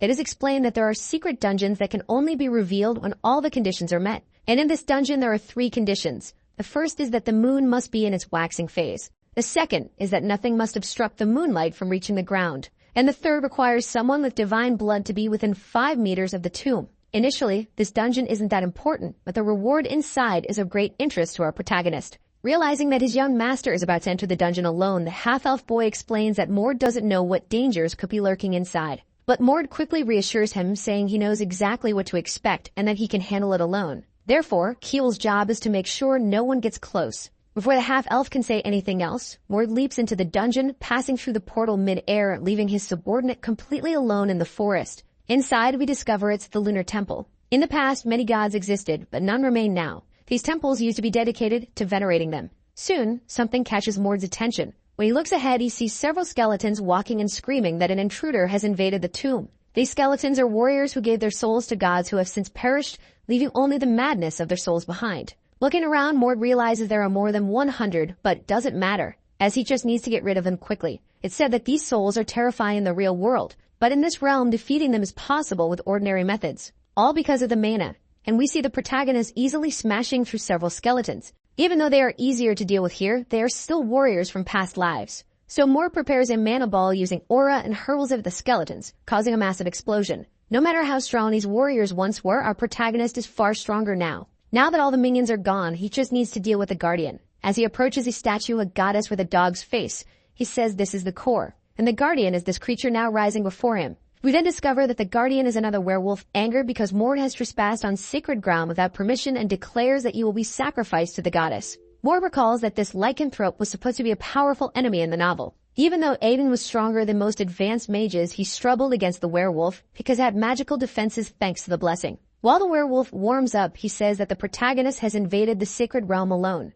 And though disrespectful, it seems he understands the pride of a warrior. For that reason, he will be treated as one. Soon, all wolves and werewolves gather around Mord and the Guardian, forming a kind of arena. The lycanthrope declares that the battle between warriors is the most sacred thing, and since Mord came with pride, he will respond in kind. Mord finds this odd, as this didn't happen in the novel. Nevertheless, he says he prefers to fight one-on-one. However, as he prepares, he says he doesn't want to waste time and commands the Guardian to shift into his final form instead of waiting to die slowly. In the novel, the Guardian was revived with the power of the goddess every time Aiden and his friends killed him, so it would be better start the fight in the final stage. Hearing these arrogant words, the werewolf says it's rude and wonders what makes Mord think he can say such things. But soon the protagonist reveals his transformation, asking if he should prove it through sheer force. Upon realizing that the young man before him is of divine blood, the werewolf acknowledges that he is qualified to say such things and agrees to do as Mord requested. He begins absorbing the power of his subordinates, growing until he reaches an enormous size, surpassing even the hero's expectations.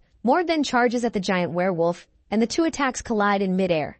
However, in that moment, Mord is surprised by the light the werewolf emits, realizing he's using a divine shield capable of blocking aura. But just because something can block aura doesn't mean it can block it forever. So our hero starts breaking through the shield with a flurry of punches. The werewolf has no choice but to defend with his body. Yet his strength isn't enough and he is thrown far away. Realizing that the young man is as strong as expected from someone with divine blood, the werewolf considers trying something else, but the protagonist is already in front of him, delivering another attack. However, the strike misses as the werewolf ducks his head just in time. With a malicious grin, the werewolf lands a counterpunch to Mord's abdomen, feeling pleased to have landed a direct hit. But his satisfaction fades quickly as he notices that Mord absorbed the impact through his muscles. Mord then grabs his opponent's arm and remarks that he has an interesting acceleration ability, but in a fight, speed isn't everything. He then throws the werewolf into the air, leaping after him. Mord begins preparing an aura-infused attack. Delivering a solid hit to the lycanthrope's face, the creature is sent flying into the goddess statue, bouncing off it and crashing towards the ground.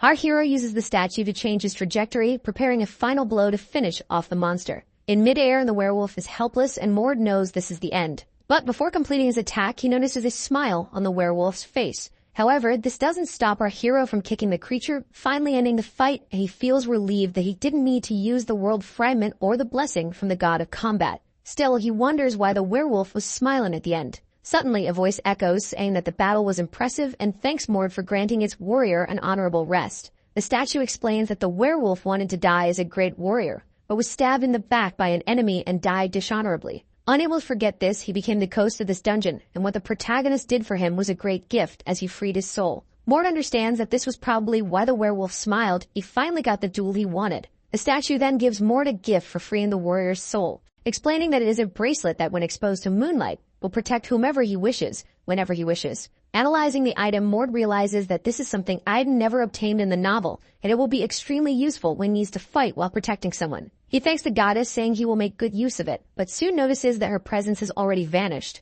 He moves closer to wrap things up, striking the statue, which reveals the crystal he had been searching for. Mord is pleased that he finally found the world fragment, and as the crystal shines, it captures his attention. Sometime later outside, we see wind spirits swirling around the dungeon, while Keel, sitting on a rock, asks if Mord has finally completed it. Mord notices that these spirits are the half-elf's summons, and he stood guard just as ordered. He's starting to appreciate how obedient the young man is. The half-elf then asks if they can go to a village to sleep, but the protagonist says they'll pass through several cities and villages from now on, as they'll be traveling across all corners of the kingdom. Sometime later, we arrive at the merchant city of Lurine. We see the servant begging for rest since they haven't stopped walking, while our buff Jigakya hero is happy that he's managed to acquire 2 world fragments. After completing the wolf goddess dungeon, they finished another one, but it didn't yield any additional rewards. Now their goal is to find a particular object and venture into a specific underground location. The two then find an inn to spend the night. Mord explains that they'll stay there until nightfall, but the half-elf says he needs to leave, hoping his master will stay in the room until he returns, begging him please as he has something important to take care of. Mord lies down on the bed, telling him he can go report to the city leader all he wants, as he already knew everything from the beginning. The half-elf is shocked that Morgan already figured it out, but he also explains that he needs to ask for more money, as these expensive lodgings and daily meals have left him completely broke. As he leaves, he says he'll be back, and our protagonist replies that he won't leave unless something inevitable happens. Several hours pass and night is almost upon them. However, as Kyo returns to the inn, he notices everything is on fire. He almost feels like he has clairvoyance since something inevitable really did happen. It is explained that as pieces the ancient gods used to create the complete world, each world fragment contains a different element. While one might contain lava fields where fire spirits dance, another might hold arid, sun-drenched deserts. Like puzzle pieces, they can fit together, and once they do, they can grant immense power. Another incredible thing is that when these fragments are united, the user can unlock a mental realm they can access at will. From the outside, it appears as if they are simply meditating, but in reality, the individual is in their mental training. It is explained that the world fragment he obtained from the tomb of the god of combat contained a towering mountain that reached the clouds, and the fragment from the dungeon had a dense forest, but unfortunately, the third fragment didn't connect with either of the other two. However, at that moment, the protagonist feels something. Mord immediately stops in the middle of the forest, sensing a presence. We return to the real world, where the inn he was staying at is under attack. Outside, a woman is screaming frantically for her son, who is trapped inside. She begs the men holding her back to let her go, as she desperately wants to rescue him. At that moment, our hero emerges from the burning building, holding the child in his arms. He hands the boy to the woman, who thanks him profusely. However, Mord isn't interested in the gratitude and immediately assesses the damage caused. People are helping each other, and they've hired a healing mage to assist the injured, since women, children, and men were caught in the explosion. Seeing this disgusting scene, Mord begins to feel stressed. At that moment, he spots two people fleeing amidst the chaos. Realizing that one of them is responsible for the explosion, he picks up a stone from the ground, muttering that he doesn't know who the person is or where they're from, but he will make sure that their coffin stays closed at their funeral. We then see a man with a ponytail running from a hooded figure. Frustrated that he can't catch the man, the hooded figure fails to notice the protagonist approaching from behind. Mord launches a quick attack, which the hooded figure barely dodges at the last second. Even so, the man had to stop his pursuit and angrily demands to know who the protagonist is. But Mord dismisses him, saying it doesn't matter and he doesn't need to know who he is, especially since he's already dead. The hooded man with a face tattoo doesn't know who sent Mord but calls him weak, saying he won't be able to defeat him. However, in the very next second, our hero appears behind him, landing a solid punch to his face, sending him crashing into a wall. Coughing, the man seems incapacitated as Mord approaches, ready to end the fight. But before he can do anything, the man who was being chased shouts, saying he doesn't know who Mord is, but he shouldn't underestimate this guy. The hooded man takes advantage of Mord's distraction and swallows a pill. As the protagonist watches the transformation taking place, the other man urges him to run. However, it's too late. The transformation is complete, and the man is turned into a hulking brute like Ronnie Coleman. He orders the protagonist to pay attention as he's about to display his full power. But in that moment, all his strength and power are reduced to nothing with a single blow from Mord. Liu, the blonde man with the ponytail, in utter shock. Mord orders him to come down immediately. Every instinct in the blonde man tells him to flee. As he prepares to do so, he gets kicked in the back, slamming into a distant wall.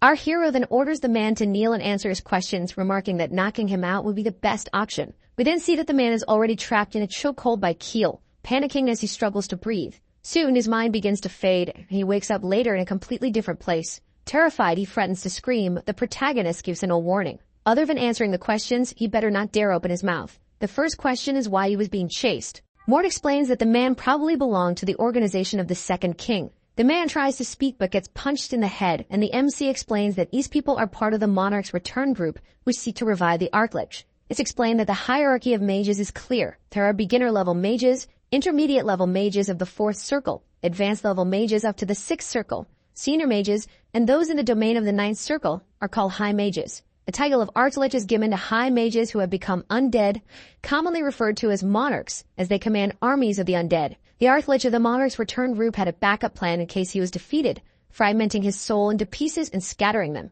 Once all the pieces are gathered, he can be revived, and that's what the Monarch's return group is seeking. But even knowing all of this, Mord still doesn't understand what this man has to do with it, wondering if he's a subordinate of another secret group. The blonde man, realizing that Mord can use aura, knows he must be of Vernar's blood and thinks it would be a problem if the Archduke opposed their group. However, his silence only angers the protagonist, who prepares to punch him again, causing the man to quickly blur out the name of his group. The blonde man explains that their goal is to prevent the 3 prophecies of ruin from coming true, one of which is the return of the monarch. He further explains that if the Archlich that these people worship is revived, the world will practically come to an end. Mord recalls that in the novel, the Lich was easily defeated by the protagonist, and he finds it amusing that someone like this is trying to stop a world-level disaster. He then returns to his first question, trying to figure out why that man was following him. The blonde man finally speaks, saying it's because he stole something important. Mord shows him a key and asks if that's what he's talking about, discovering that it's a key that opens doors to ruins. Since this group called Grumolder and this key didn't appear in the novel,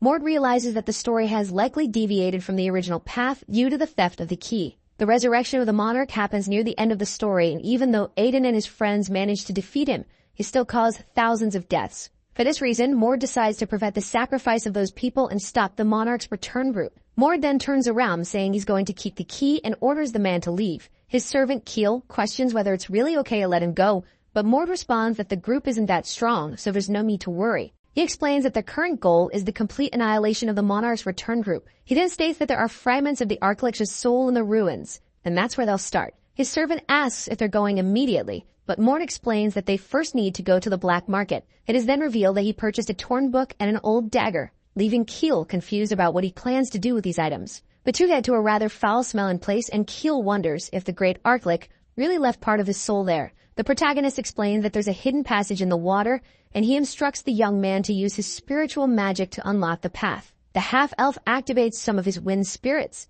and has them search through the water until they find the passage. He's pleased that he succeeded, while the protagonist notices that even though Keel complains a lot, he still follows orders. The wind spirit then begins preparing a gust that splits the water like the Red Sea, revealing the hidden path. However, when they reach the door, they find it sealed with magic. The protagonist explains that the dagger will come in handy now, so he makes a small cut on his hand, saying that long ago the gods were at war with one another. At that time, the warrior god lost everything to the gods who wielded magic as their weapon. That's why he sacrificed his own existence to create this weapon, an artifact that only those with divine blood can awaken. Moreover, its function evolved to work as a key for ancient ruins. To use it is simple. Just invoke anti-magic and destroy the magic. Throwing the dagger towards the sealed door, we see it begin to glow, shoot out some lightning, quickly dissipating all the sealing magic. Mord calmly calls the dagger back to his hand. The half-elf is impressed that Mord bought these overpowered items for the price of a beer, but Mord remarks that this is exactly how the black market works,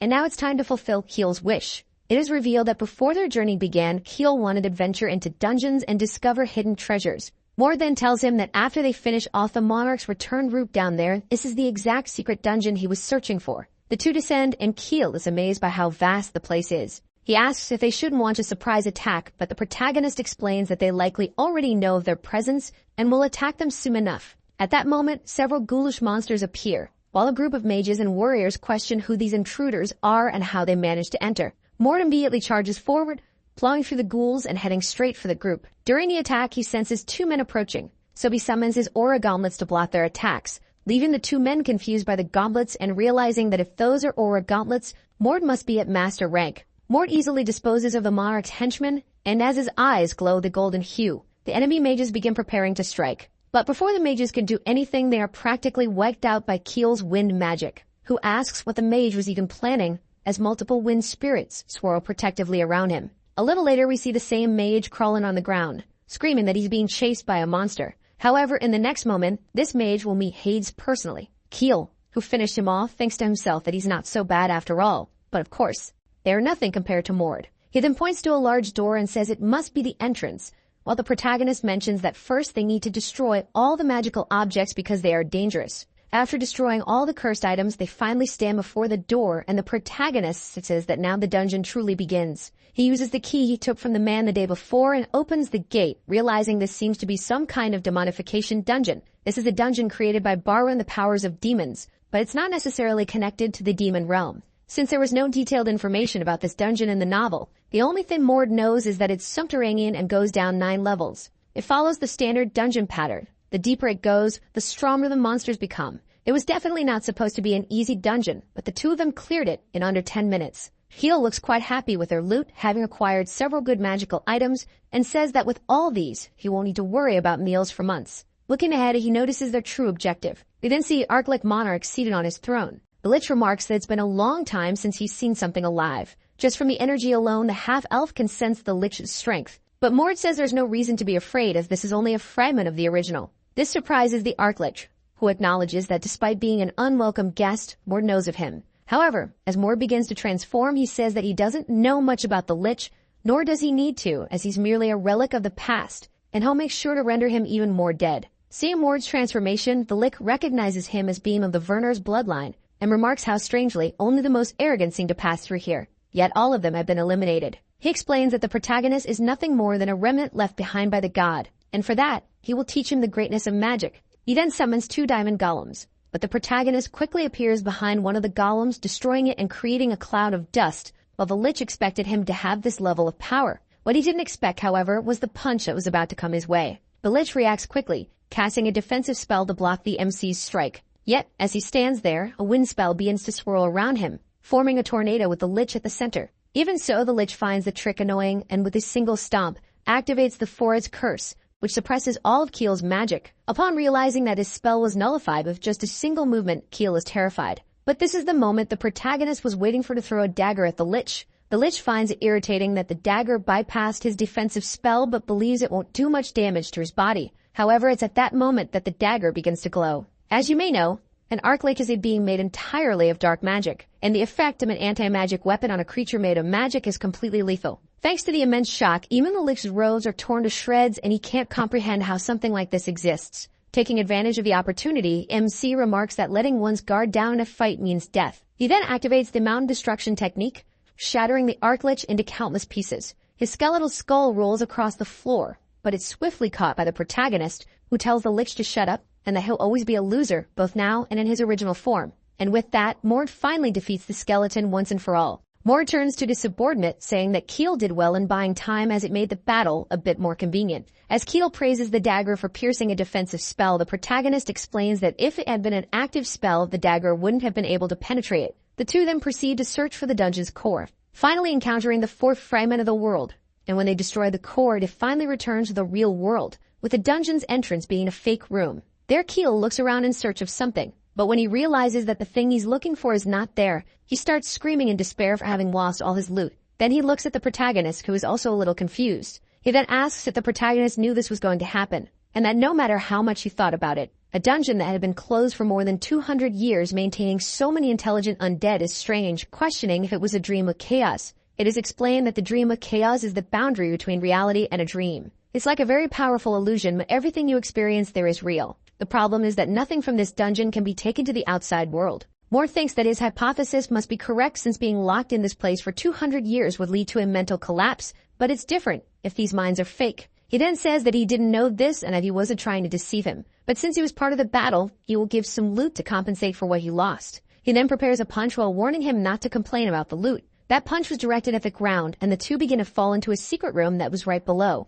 Upon landing, the protagonist thinks that this place is actually a secret space and that it can only be found after solving the hidden puzzles inside the fake room. Keel, after looking around the room for a bit, is amazed, seeing some objects on altars, while Mord thinks he didn't need to solve the puzzles since he already knew where the place was. Soon, the half-elf mercenary is happy that all those things look expensive. He says that now they are in a place that really looks like the treasure hall. He begins to analyze it bag while the protagonist explains that it has a dimension 5 times larger than the space of this room. Not only that, but is capable of automatically retrieving any item from inside and is made so that only the owner can touch it. But obviously, the protagonist is not going to give the OP item to his servant, giving him another item instead. This is the lightning ring, capable of allowing the user to use lightning magic up to the 6th circle. Additionally, it has great defense against lightning-type magic, and it seems that the young half-elf is quite pleased, although he has a somewhat suspicious look on his face as he looks at the ring he received. Among the other things in the room, there's the necklace capable of protecting someone against unauthorized magic use and detecting subtle magic. There's also this golden key that also acts as a map, prompting Keel to ask how many parts there are in total, discovering that there are 7 and soon questioning if our hero wants to find them all to prevent the resurrection of the Arclich. He says yes, but also because the 7 parts are fragments of the world, and now that they've taken everything, they must leave. But before leaving, they approach the skull that is in the center, and Mord explains that this is the part of the Arclich. What they defeated in the dungeon is the manifestation of a consciousness imbued in this part, and if they don't destroy it, he could come back. In the novel, the protagonist and his friends imagined that this was just decoration and ignored it. As a result, the Arclich was revived. However, now this insect will not hurt anyone else. So the video ends here. If you don't want to miss the next part, activate the notification bell, and see you next time on Tov's channel.